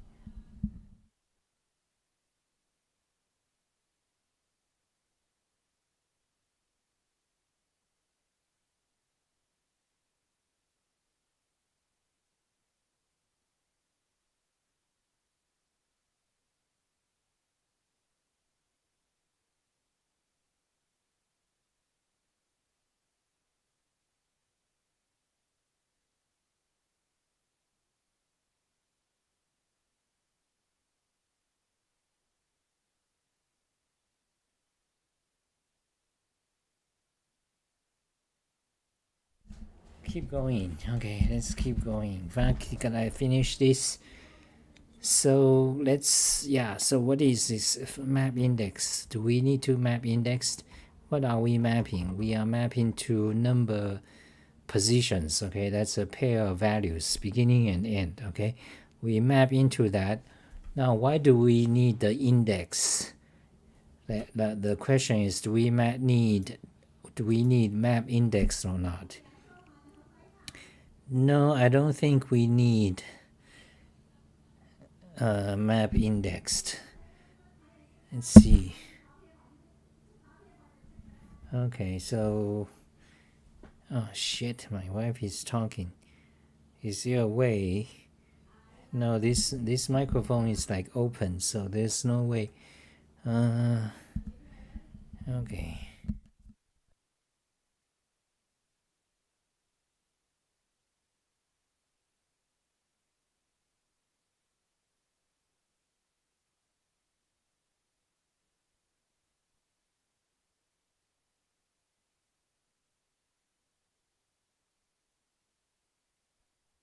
Okay, let's try this. I'm just going to be quiet. So I'm just quiet. So you're gonna focus your attention on just watching me instead. Let's see how that goes, okay?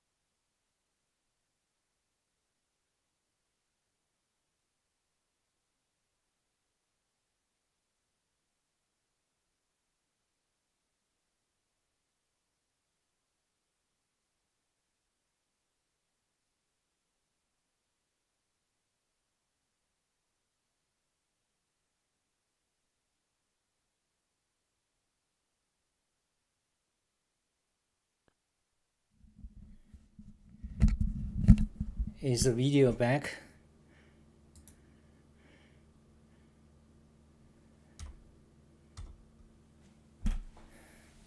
What the fuck?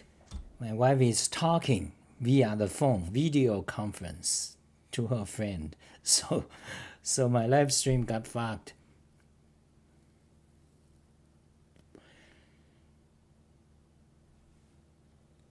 Cigarette. So I'm trying to quit because this is hurting my throat. Now back to live stream. Let's see how many. 4. Okay, I'm gonna finish the code. Finish my cigarette, and I'm trying to quit. Let's see, the New Year's resolution. American thing. You know, Alan was asking if that concept exists in China. I don't think so. I don't remember this like New Year's resolution. I don't think so. That's a Western concept.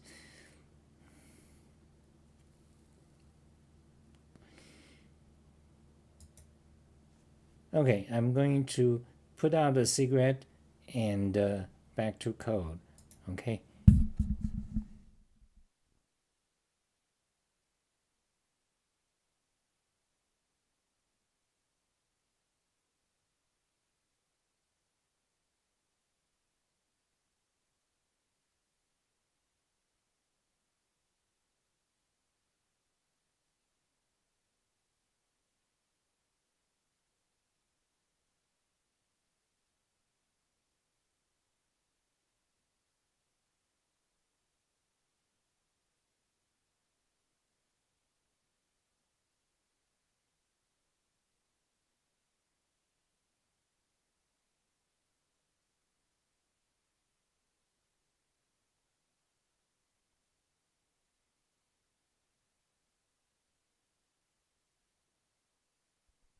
Okay, back to code. Back to code. Gotta finish this thing.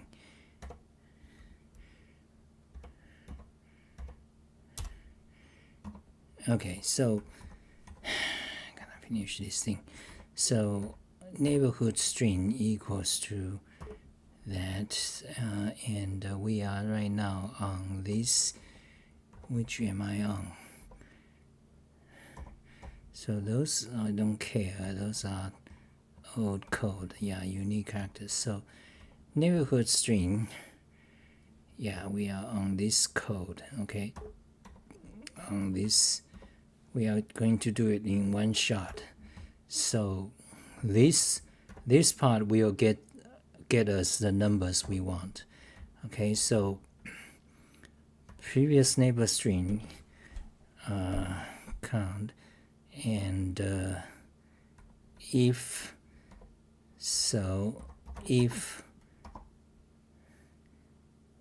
or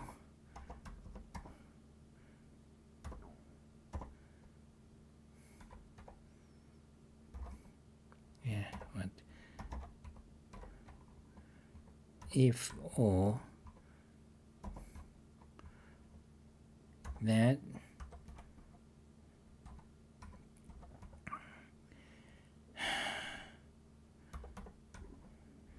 string match, not string match. We want string contains Q. Okay, if it contains, if that contains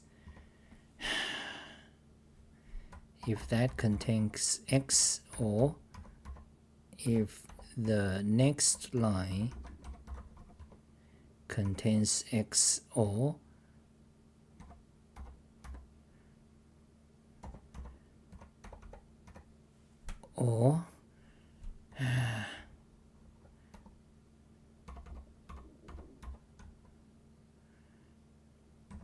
okay, let's go elaborate.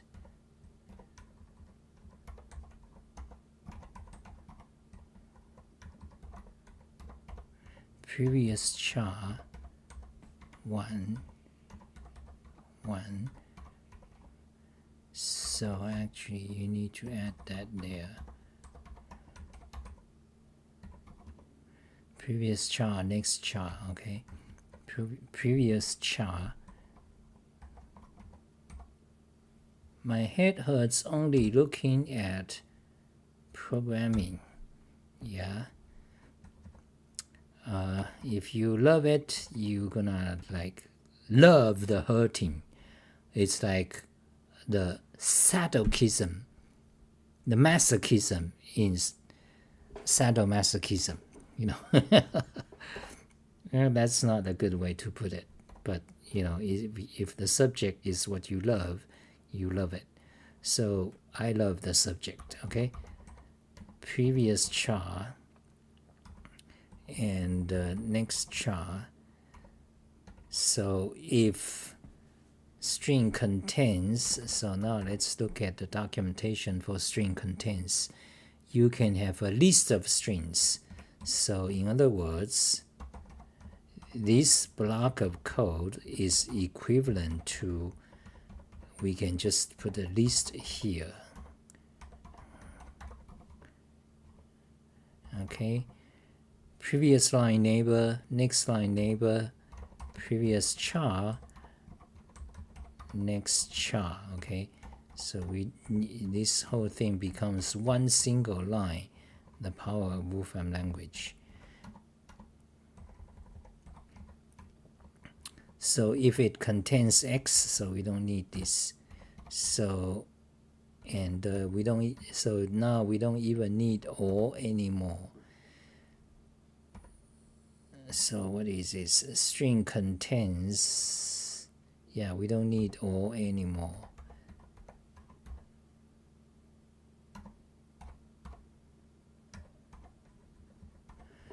So if string contains, okay, let's just put it in like that. If string contains X in any of these, then what do you do? So if strings contains, let's see, let's go back. So our code, you know, if the string previous line, next line, and neighboring characters, if it contains that, then you grab that number. So that number will be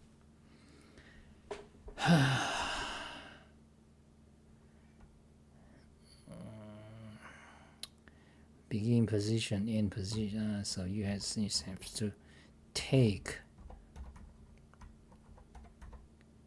string take. What is the documentation for string take?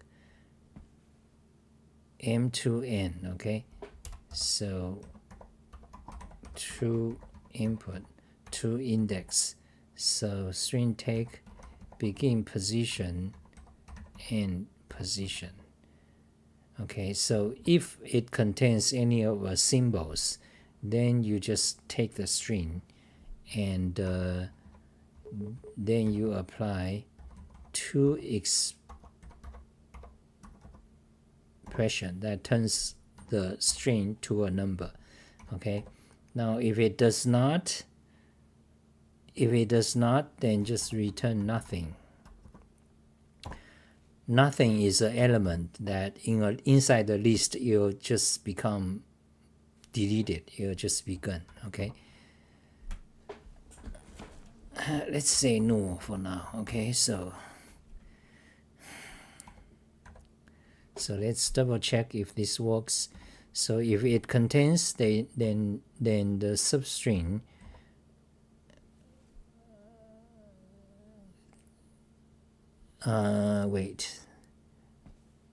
wait, so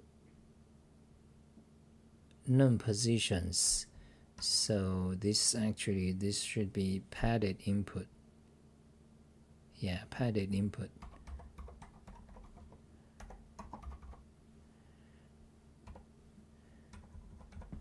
Okay, so if that contains those characters, okay, then you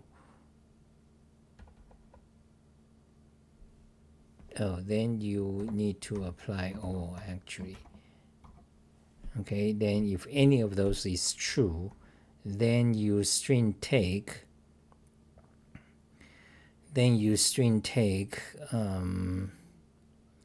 padded input beginning position, end position. That's right, you take the number. If otherwise, you return 0. Okay, that's right. So I believe this is what you want. Okay, I believe we are almost done. Let's try it. Please make it work. Ah, fuck. Part specification position pair 1 is longer than depth of subject. Part specification position pair 1, so position pair function. So this is a function we map to number positions. So number positions is this. Okay, so we map into that. So 1 2 1 2 1 2. Why is it part specification position pair 1 is longer than the depth? Where does that came from? Sure, start trace. Expression does not have an element in a specified position. Yeah, what? Part specification, sequence of specification. Okay, something is wrong. Ah, fuck. String pair.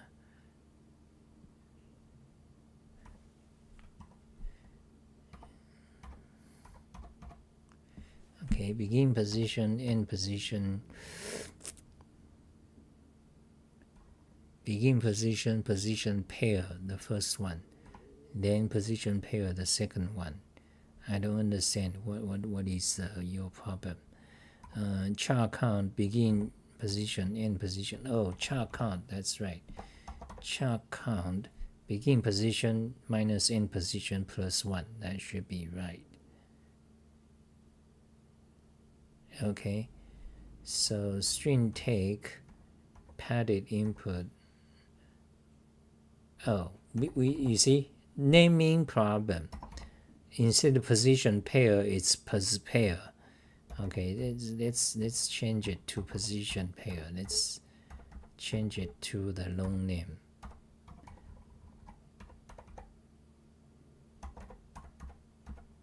Yeah, let's change it to a long name.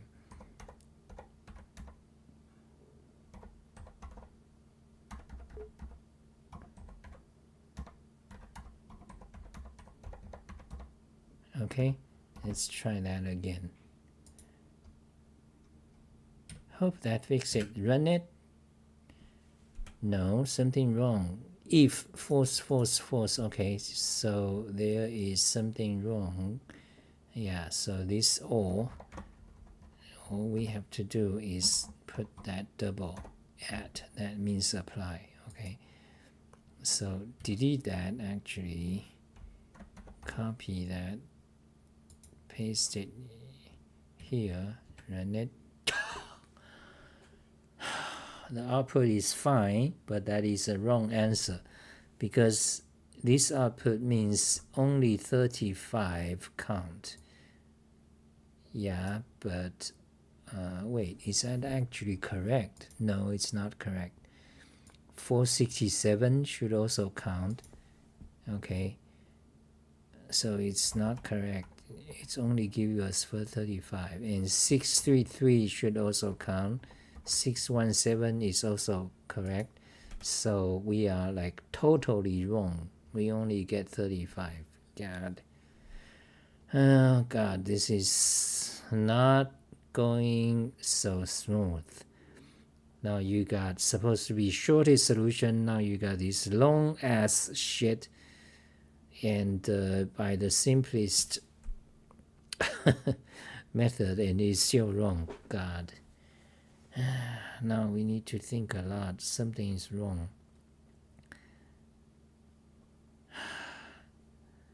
Some logic, okay, some little minor error must be. So string, you take the string from padded input.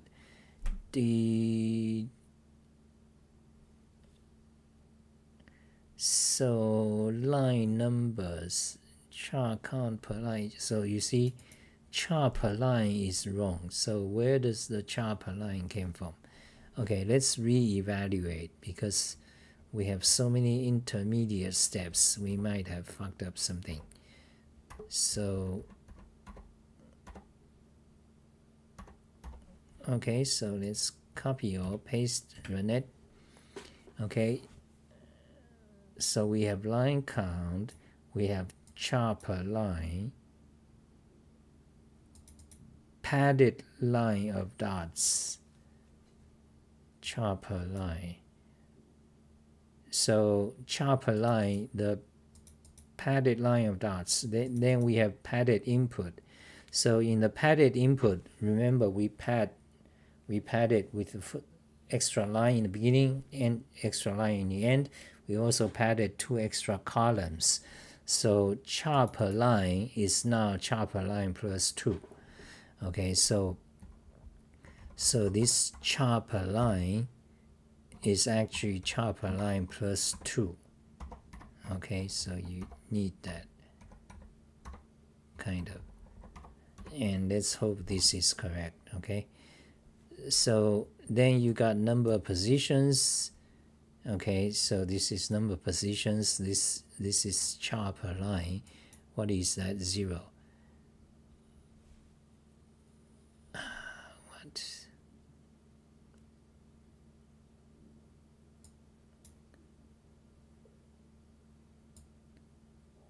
Hello. I'm glad someone is saying hello. So wait, so line count is 11. Oh god, line count is 11. Char per line. What is char per line?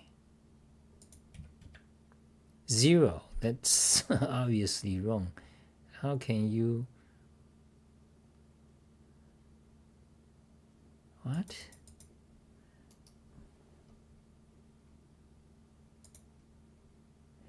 We got in our input wrong again. We need to do that.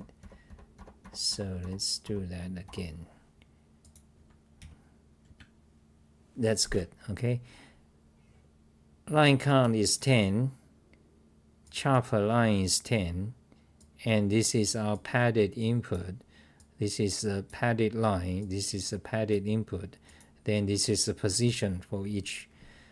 Then we need this part. Let's see if that 467 and 592. Now it's better, but it's still incorrect. 467. God, it's annoying. So 467 is part of it, correct? Because it has a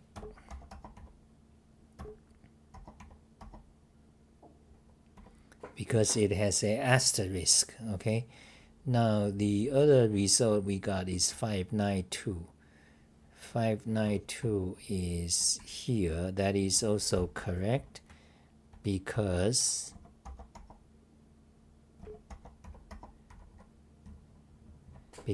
plus on the upper right corner. That's correct. But however, 35 also should be part of it. 63.3 should also be. 617 should also be because there's a character. So why? So let's see. 617, there's a character. So why did we miss that? So let's fix that problem. So string take. Oh yeah. So wait. String take.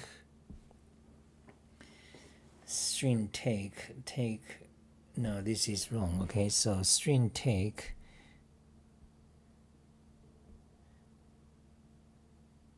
Oh yeah, string take should be a, yeah, so this is wrong and string take should be, this string take is all wrong. String takes 2 arguments, so yeah, so this is wrong. So it should be 2 items. Char count plus 2. It should be negative char count plus 2 and up to wait, where do you take the string?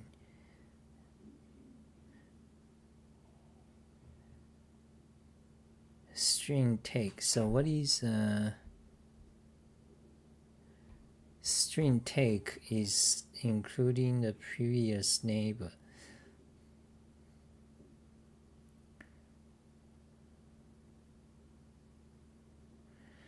String take padded input, then you got 2 positions. So the first position is position pair beginning. So that's begin position. Why are you doing this idiotic thing? And this is end position, beginning position minus char per line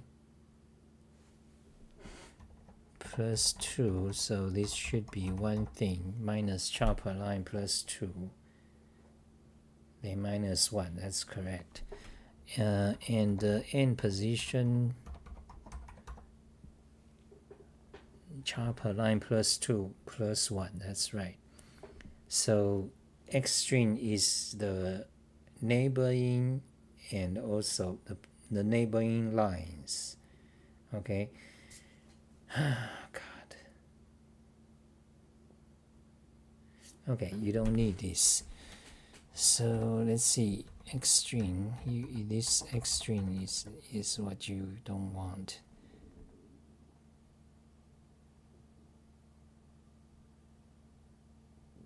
Yeah, so instead of you want to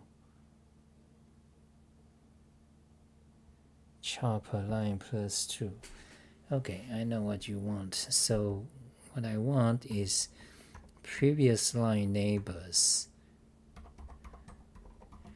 padded input, then take 2 string.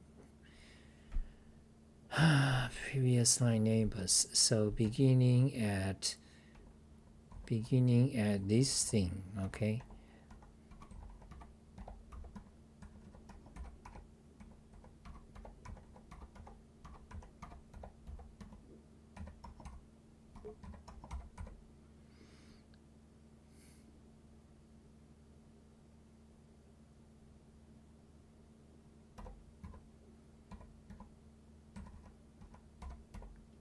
So take from the char padded input, you need the 2 numbers here, index and index, okay? So you start by that index, then you end position is the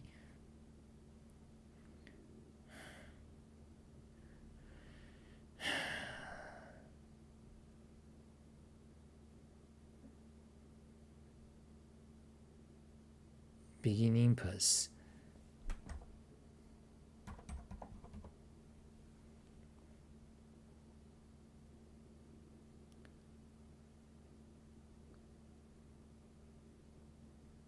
Minus 1. Okay, that's the previous neighbor. Beginning position minus 1. God, this we are very close. An early happy new year to you. Thank you, Da Wang Geyash, and hello Shangfu Ganten.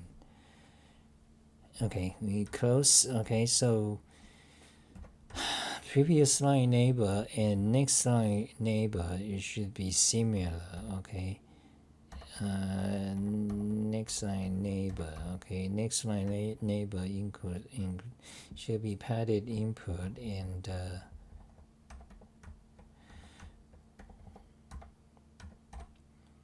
Okay, 2. Oh yeah, so this in position -1.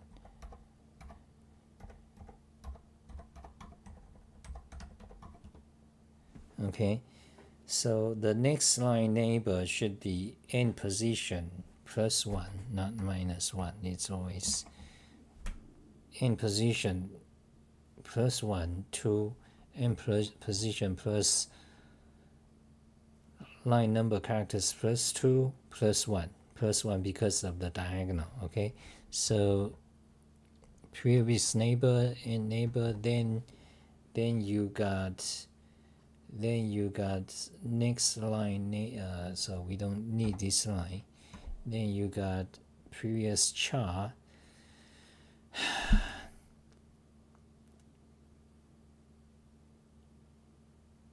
char neighbor. So instead of previous char, let's just do this.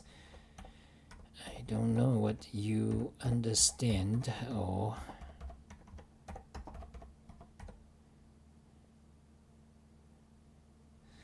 previous char, next char. So all you need to do is to find, okay, so previous char, next char, remove. Okay, so instead you just char neighbors. Okay, previous char, next char, remove. Okay, and but you have char neighbors. Okay, so previous line neighbor, actually we can better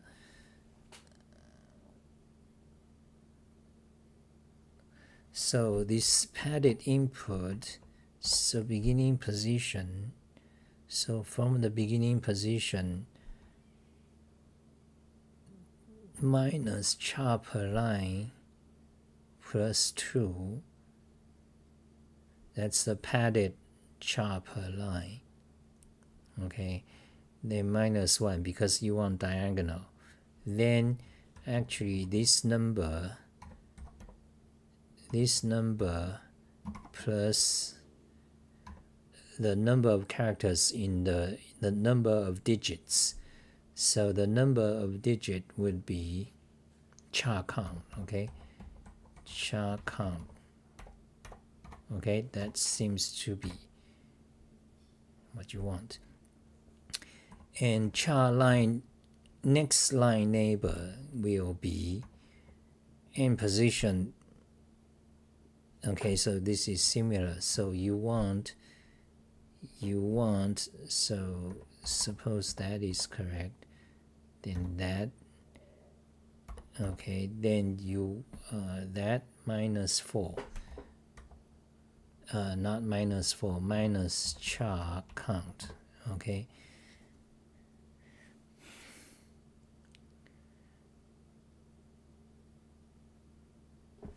so you get, wait, so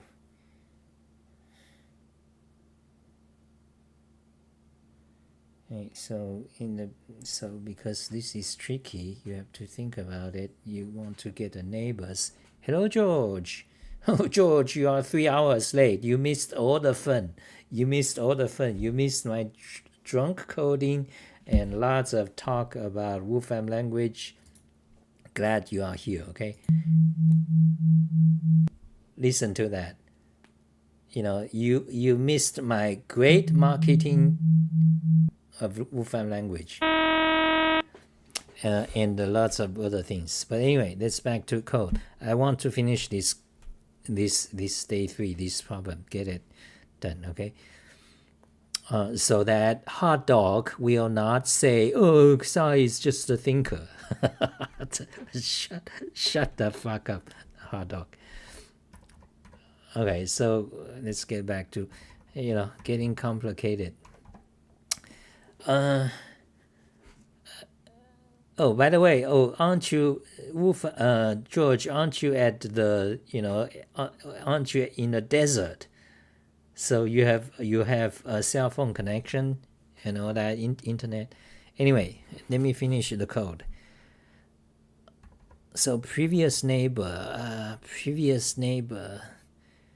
previous neighbor is you want to extract the substring. So from the beginning position minus chopper line, the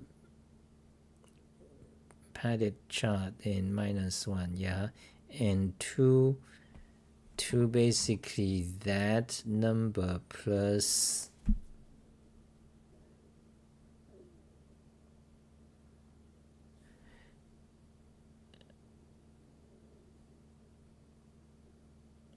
so this you don't want -1, you want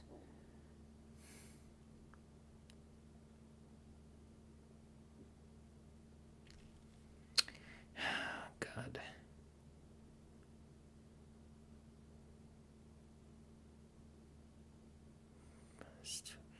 Char count +2. So E1 plus 2 becomes 3. 2 is a char count, let's say. So 1 plus 2, then plus 1. So you want that position plus char count plus 2 actually. So God, this is what's such an annoying, tedious problem. So day 3, you are back. Okay, so George, you gotta do advent of code day 3. You know, in this video, I talked about the fancy solutions, one single regular expression, and I talked about, you know, very fancy, advanced, you know, so you have graph theory there. But anyway, advanced, you know, heat map and density plot and bit mask kind of solution. So very fancy. So you missed that in the beginning 1 hour. So anyway, but now I'm just like going through the basic algorithm, the most basic approach to solve this problem because I want to get the solve. Instead of like, because usually I talk a lot of advanced theoretical computer science stuff, and people think, oh, Kasa, can you actually code? Can you do a one regular expression? So I wanna, if I want to actually finish this problem. Okay, so and George is always have the best JavaScript solution, you know, very advanced. So anyway, advent of code day 3. Okay, George, do the advent of code day 3, problem number 1, and try to, yeah, did you do it? I don't think you did. Day 3, okay, part 1, try to do it. So anyway, so I want to get back to the code. Okay, so this, and then you, okay, so suppose then you that do that. Okay. Okay, so now you need to double check we are almost correct, almost done. So then next neighbor, you want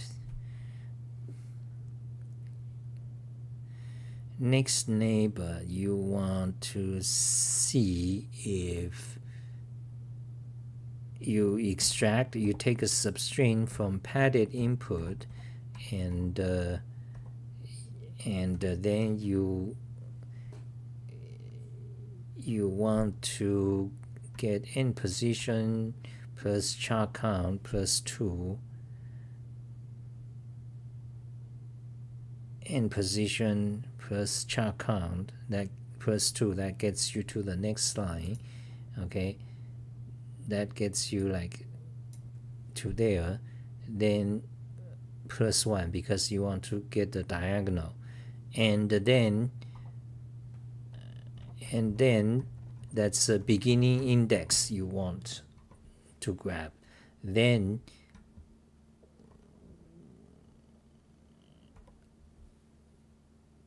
wait, in position, so in position, then not minus char count.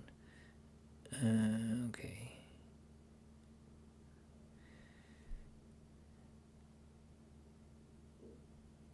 Oh wait, so in position, yeah, so you want to,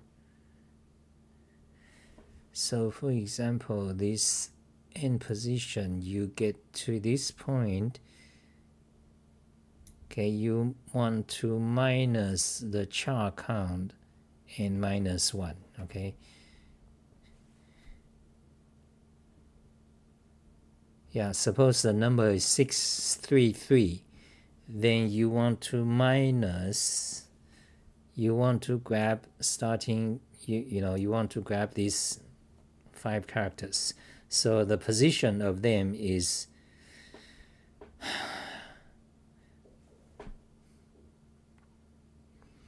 actually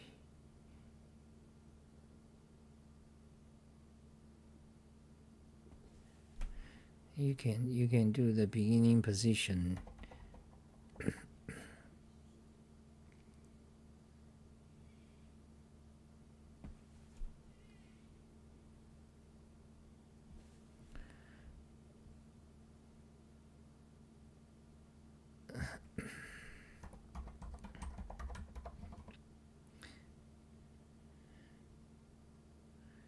Beginning position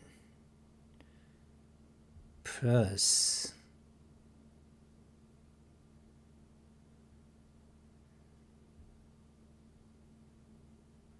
then minus 2. Oh, okay, that's simpler. Then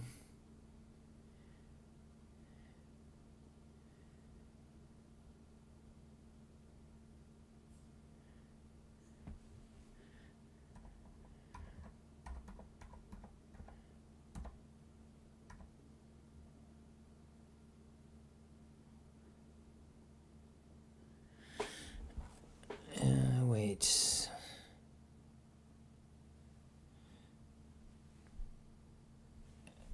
God, this is not so tedious now. Wait.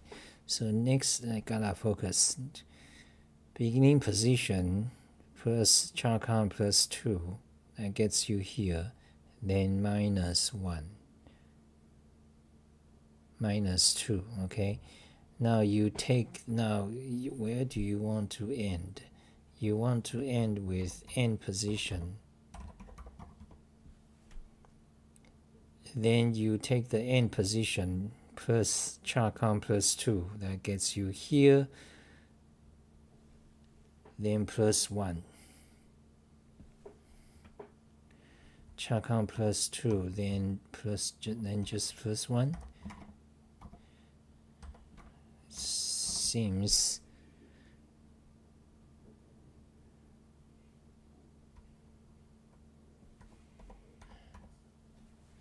so. Let's double check. Previous line, beginning position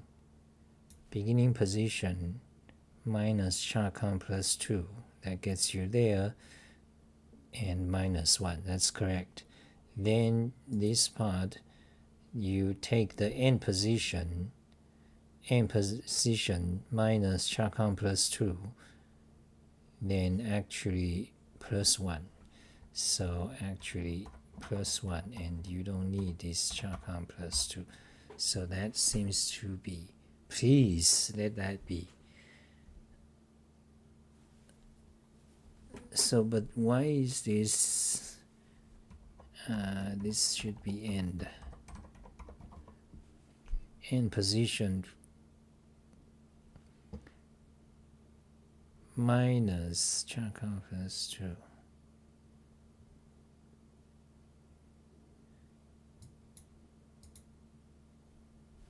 Okay, so maybe that's it. So this X string you don't need anymore.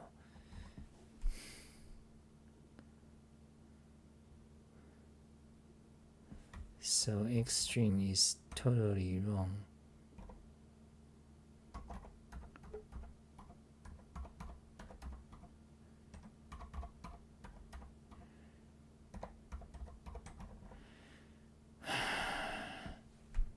So neighbors string take padded input.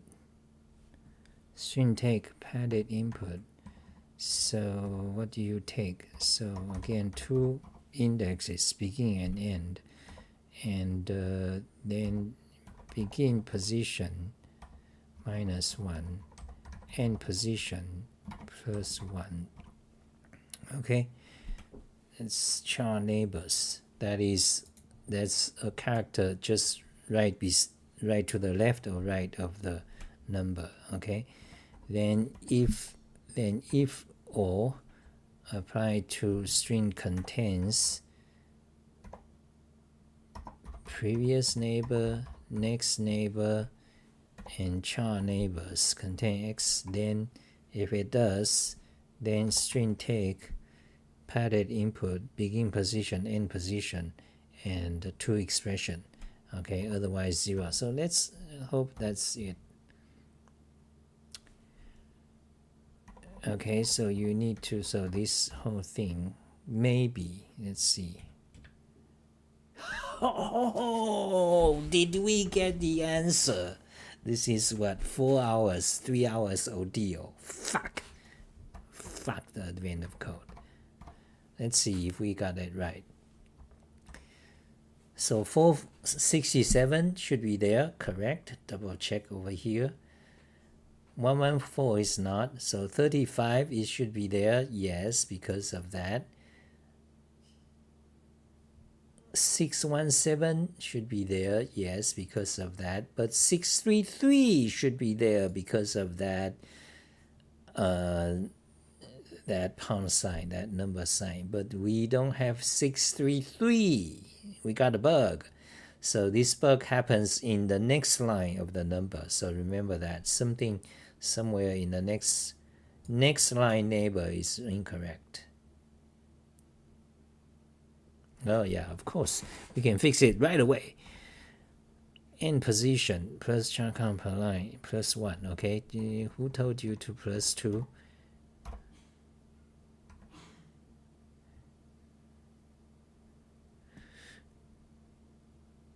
What? Wait, next line neighbor. Begin position plus char count per line +2 gets you to the next line, and -1. Okay, should be -1, my friend. Okay, and here end position, wait, beginning position plus the char count per line +2 -1. You need the diagonal. Okay, then end position plus char count per line +2, that gets you to the next line, then +1 because you need the diagonal. Okay, so maybe that will fix it. I'm kind of tired, so but we are almost done, so let's double check again. 467 check because of the asterisk. 35 check because of the asterisk. 633 check because of the number sign. 617 check because of the asterisk right to the right of it. 592 check because of the plus sign on the upper right. 755 check because of the asterisk on the lower left. 58 is not part of it, correct, because there's no symbol neighbors. 592 check because of the plus sign on the upper right. 755 check. 664 check because the dollar sign above it. 598 check because of the asterisk above it. Fantastic. Now let's check the advent of code. Okay, we are in day 5. We need to go to day 3. Stupid advent of code. Let's see, what does it say. Oh, it wants the sum. Okay, sum. It wants the stupid sum. Okay, let's give it a sum. Fantastic. Our code is one single line, but I just haven't done it yet. Total. Okay, I'm gonna make this code single line. Just 5 minutes. I mean 3 minutes. 3 minutes. I can make it single line. Okay, here is a solution. Let's see total 4361. 4361. Correct. Okay, now it wants the what's your puzzle input. Okay, so now let's just say puzzle input. Now let's run the whole again. Okay, and now let's clean up. First of all, we don't need these confusing things. This is our intermediate code. Neighborhood string, you don't need it. Remove it, and whatever this that remove the whole shit. Okay, copy. So select all, paste. This is our entire input code. Run it. 4361. Okay, now all we have to do is we use our own input. Okay, copy all, go here, select all, paste, run it. Okay, long input. Let's see what is the problem. What is the 553235? Are you sure? I'm sure, you idiotic fuck. That's the right answer, of course. Okay, I finished the problem. That's fantastic. Finally, after 10 hours struggle to to have like one single regular expression, all these fancy solutions, I spent about 10 hours failed, but now we got it right. Okay, and now we clean up the code. Let's see, you see now the code is just this, right? It looks long because I have long function name. Let's make it short. Let's make it short. Let's make it short to steam hot dog. Okay.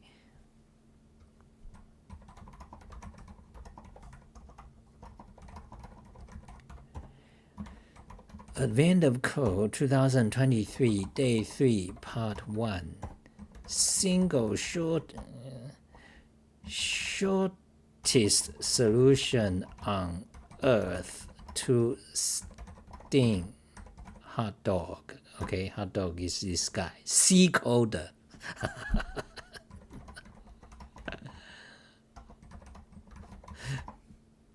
Now make it one single line shortest solution to steam hot dog. Okay, now that's what we are going to do.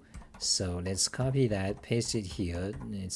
So now we're gonna make this one single line of code shortest solution. We don't need let's see how we're gonna do. I'm gonna show you. Okay, so first of all, you don't need all these padded input.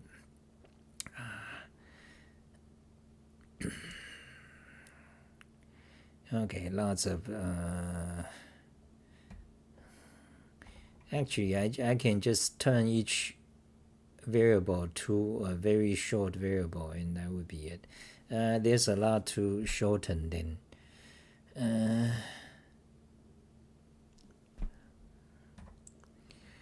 Meanwhile, I wanted to keep it. I can show you how many lines of code is there. Okay, so if we count tokens, let's see if we can do it. Hold.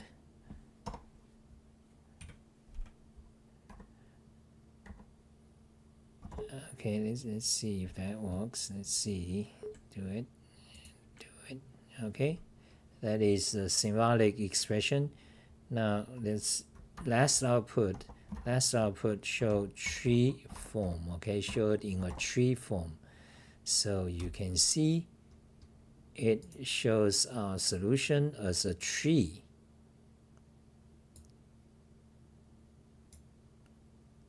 Can you see that? Beautiful. Okay, so we can actually shrink it. Let's copy it. Let's put it on Discord so people get impressed.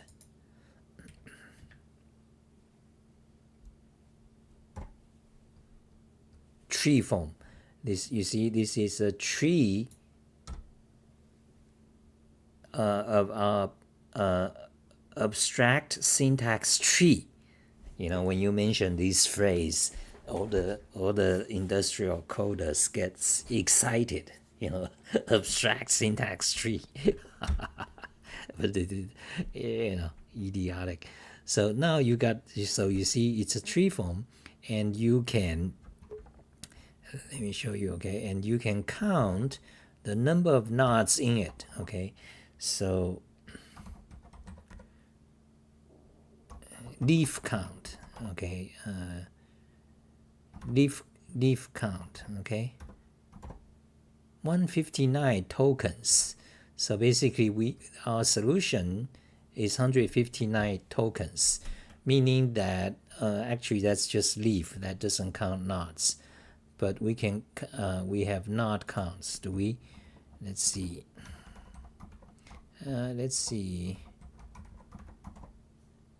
Argument count, atom count. Atom count is what we want, okay? So let's show you. So we're gonna count how many atoms in this tree. I mean, how many nodes in this tree. So you can just do, that's not what we want. So I'll put 110. So I'll put 110. Now atom count. What? I'll put 110. Argument hold that is not a valid molecule. Oh, okay. We don't want atom. Atom, it's doing chemistry. So argument count. So there's how do you call vertex count, edge count, leaf count? I forgot. So let's check leaf count. So you go to the documentation. Leaf count gives the total number of indivisible sub-expressions. Oh, that indivisible sub-expressions, does that include the nodes? I forgot, but we can try it. We can try to see if it includes sub-expression. Let me see. Okay, leaf count 3. So that actually counts the nodes, because FAB, for example, we can. Let me show you. So this expression FAB in tree form is just that, very simple. So how many nodes are there? 3. And if you do leaf count, it actually gives you 3. But that's a bit confusing, because leaf count usually means, you don't count the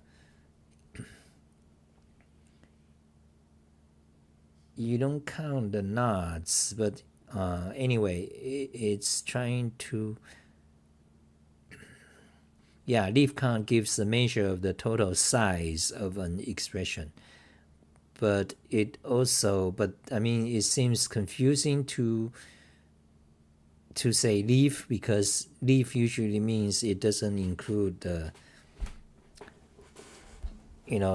nodes of a tree, but only the leaves. Anyway, there must be some way to make sense. Anyway, so our code is basically 159 tokens, okay? Now so if you rename all these characters to single character variables, you got 159. Hello, Kasali. Good way to start the year with Wolfram. Hey, thank you. Oh, Joman. Oh, you missed the whole show today. We finished the problem. So this is day 3, Advent of Code 2023. Day 3, problem 1, okay? So this is a solution, and right now we are trying to shorten it. Here is a whole solution. So we are trying to shorten it, and that will take 10 minutes, and actually it's very fun to do, but now I've been doing this video for three hours already. I'm kind of tired. So to shorten the code, the first brainless thing to do is you just replace each long variable name by 1 or 2 characters, okay? That's like idiotic.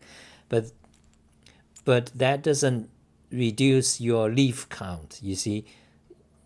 That doesn't really actually reduce the actual, let's remove this error. You see, 159 leaf count, that's kind of your number of tokens in your code. So, but there are a way that there's a lot way to shorten this code. Let me show you an example quickly. Okay, so for example, I can well, there's a you can do a syntactical transform, but that doesn't so let's, for example,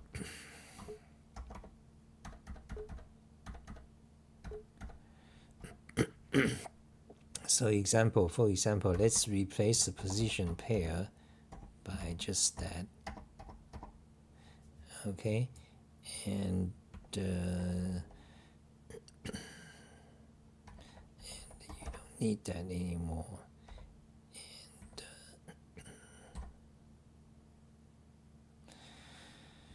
okay, module. So you get this whole module. You don't want the function anymore. You just put a. Okay, let's see. So this will also give you the solution.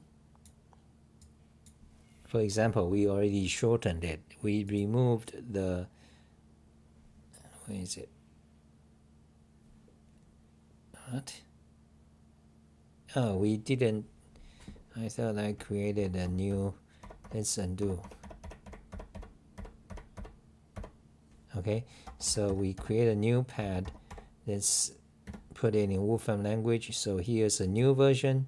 Here's the old version. The old version got the function word here, and actually, yeah, God, Emacs undo.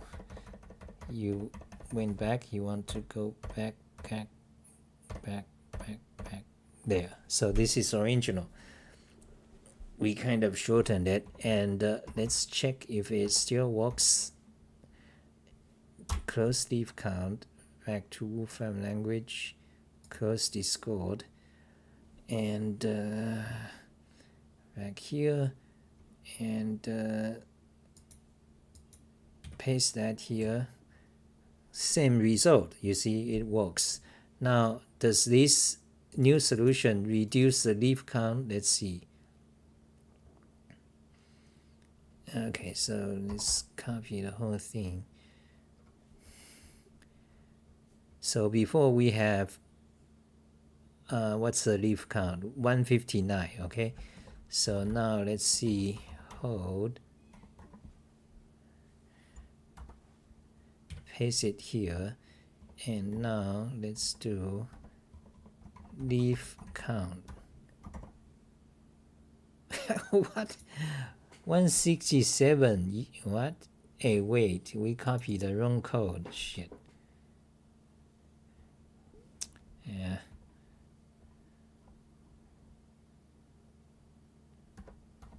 Let's try again.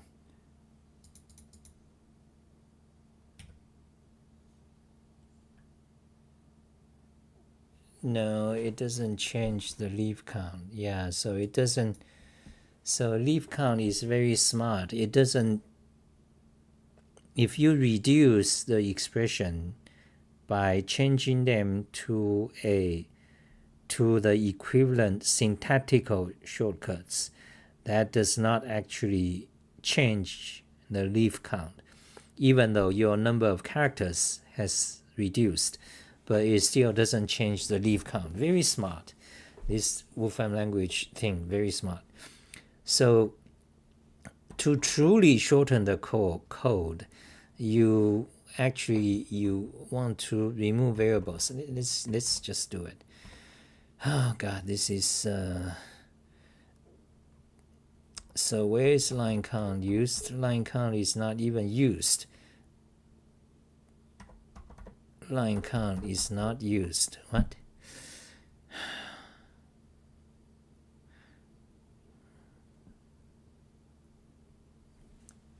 Oh yeah, so we don't need line count anymore. So char per line,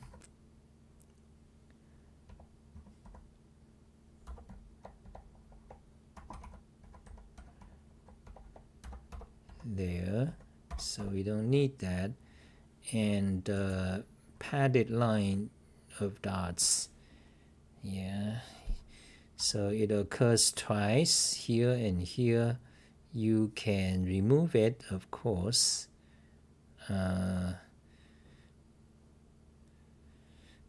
There's a lot. Wait, are people still interested? I finished the problem, so 6 people. Do you guys like me to finish the shortening of this whole thing? I can shorten it to I can reduce at least 50 tokens, okay? Wait, 50, are you sure? Yeah. So I can reduce it to less than 200 characters, okay? The whole thing, it can. But are you guys interested? Otherwise, that's it for today. Say it, okay? Say it in 1 minute. Meanwhile, let me just try. Because usually, you see, when you want to reduce the number of characters or the number of count, it will be nice. Oh, okay. You're giving me more work. But let me explain.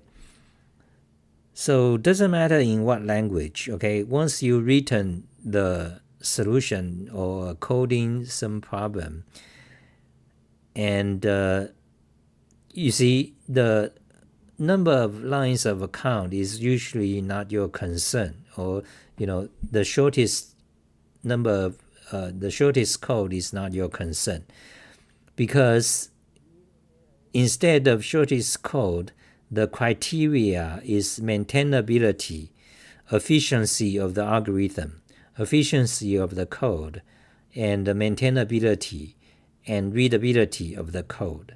Okay, that is your criteria in general.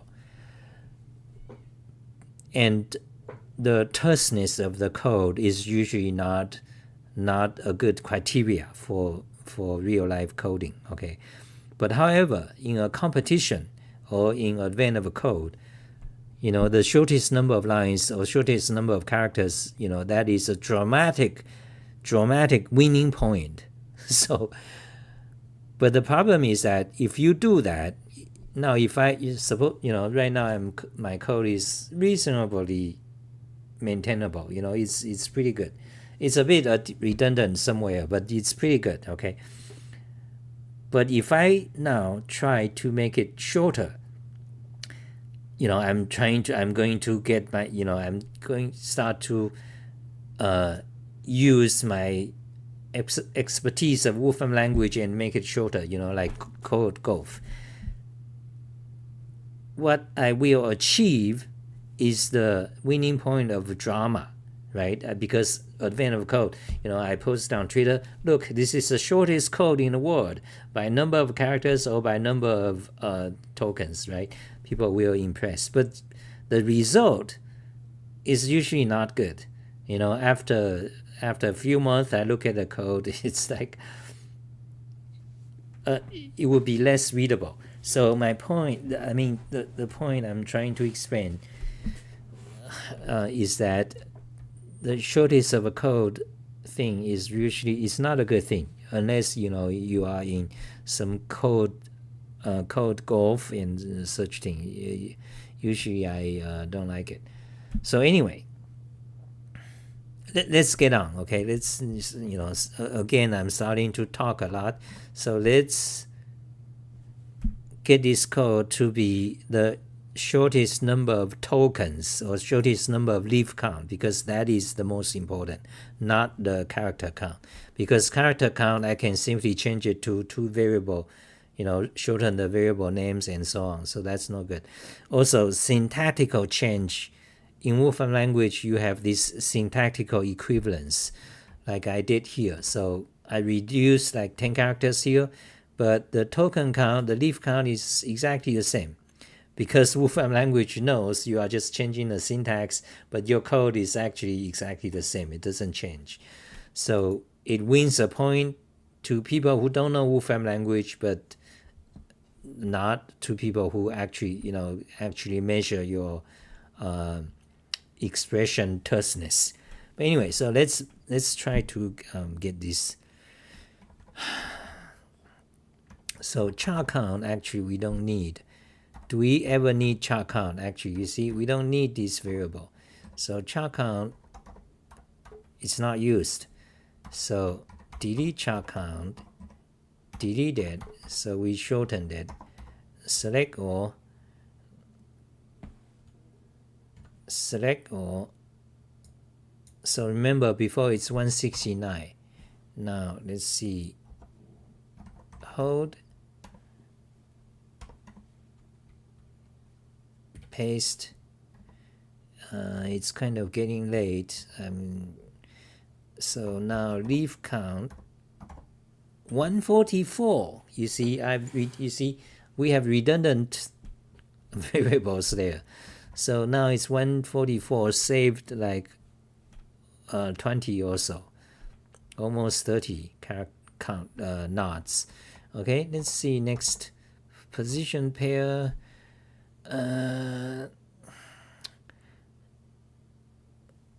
You can also shorten it because, for example, let me show you. These two lines would be equivalent to, let me show you, okay? Beginning position, so you assign them in parallel, okay?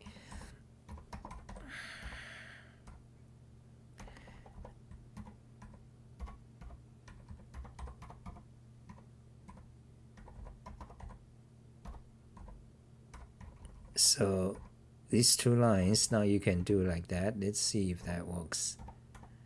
I'm pretty sure it does.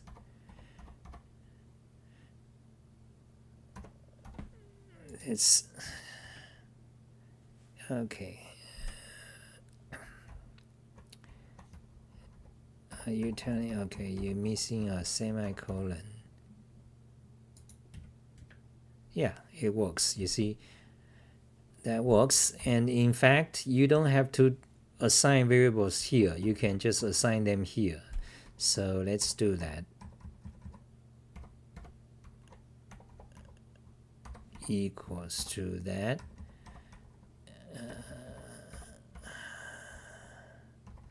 And position equals to that. So you don't need that anymore. Okay. And the previous neighbor characters, you can also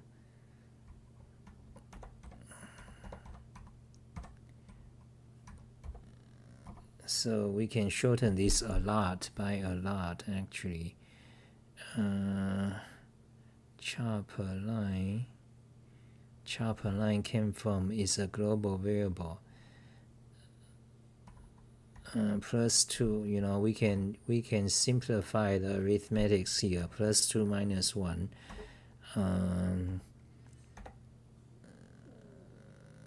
Previous neighbor.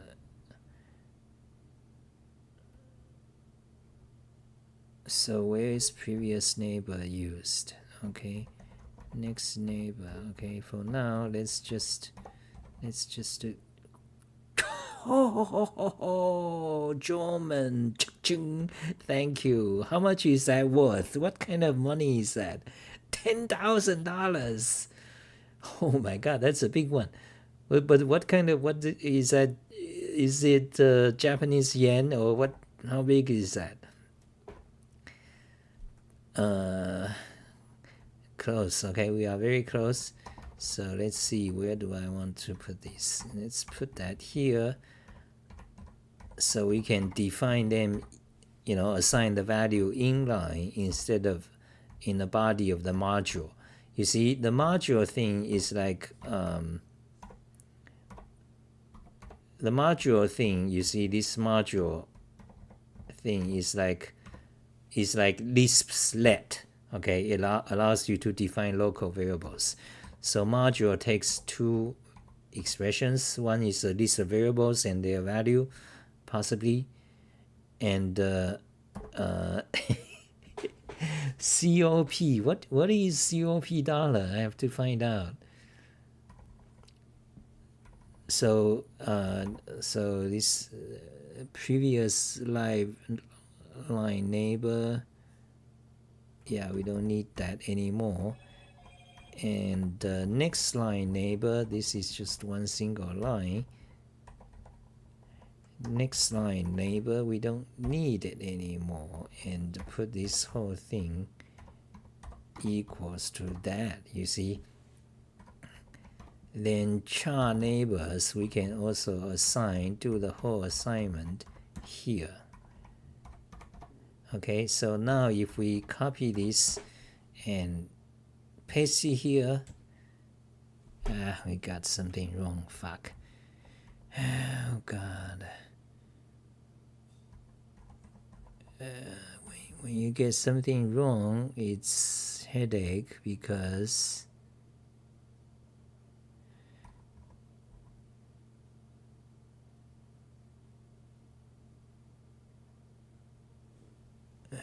what's string tag sequence specification? Because then you got fucked up because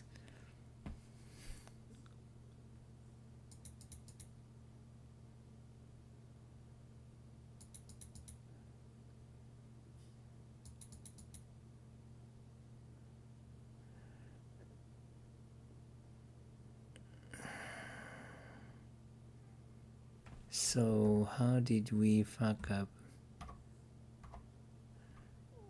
Why is this?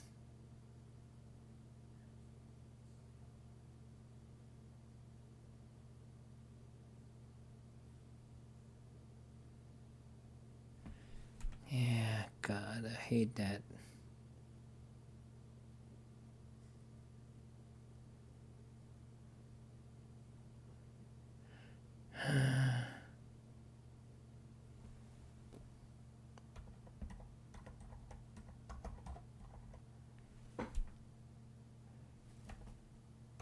Previous line neighbor, next line neighbor, begin position, end position, previous line neighbor, next line neighbor.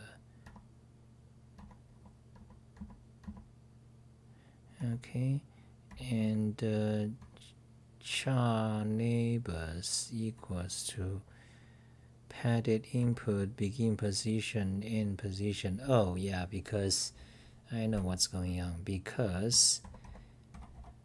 Because in Wolfram language, it does not allow, when you use module, which is like Lisp's let, you know, you have a bunch of variables.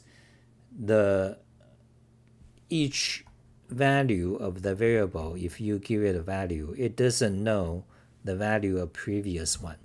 So in here, because the char neighbors, it uses begin position, which is defined here, but it doesn't know what is the value of the begin position, because you know you have to, so instead you have to define it in the body. But in this case, let me do a trick. Okay, so in this case, because the beginning position and end position, we only actually use it once, so we don't actually, we use it more than one time. Okay, yeah.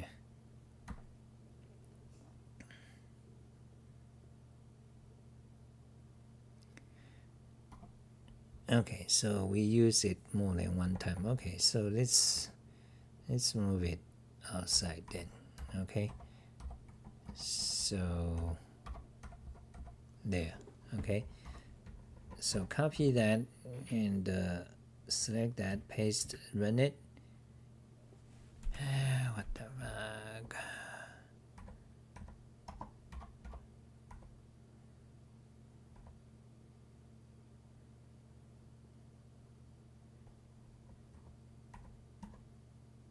What's wrong?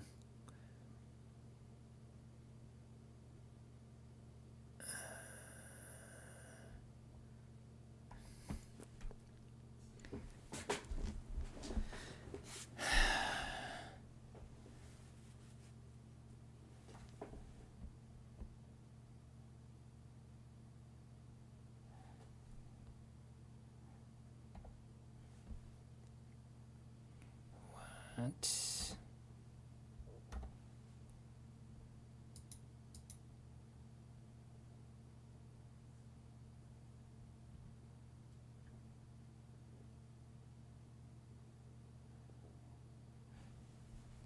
Oh, again, you see, we are using beginning position and end position. You see, that is a problem. Okay, so, well,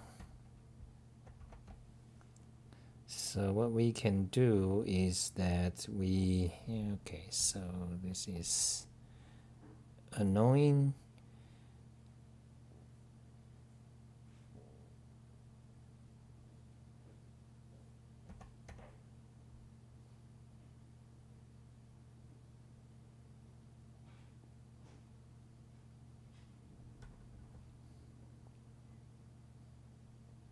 Yeah, okay. So what are you gonna do? So, the problem is that you see this beginning position is used here. So you cannot in the same let block because the latter variables doesn't know the previous variable's value. So what you can do is you have to move this line outside, into the body.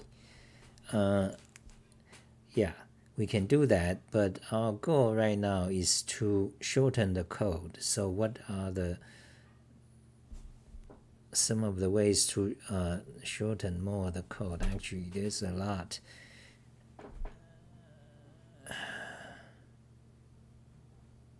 Oh, currency convert. Let's demo this Wolfram language. Let's see if that works.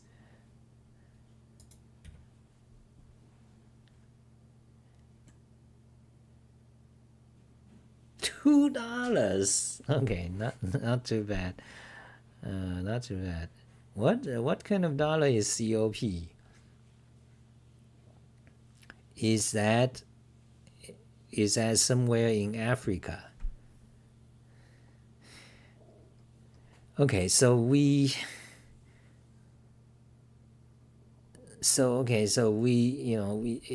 how do you shorten this more? Okay, so I'm kind of tired. So because right now I'm not really thinking. There's so many other ways to shorten it. Yeah, I think that that should be it. How long has it been? 6 people started at 6 o'clock. It's almost 4 hours. Okay, thank you guys. Thank you, Joman. And who else is still here? Thank you guys for watching. This is a long one, so you can maybe watch offline. Thank you guys. Bye guys. Yeah, my wife needs to come back. She's in the living room. She needs to come back and sleep.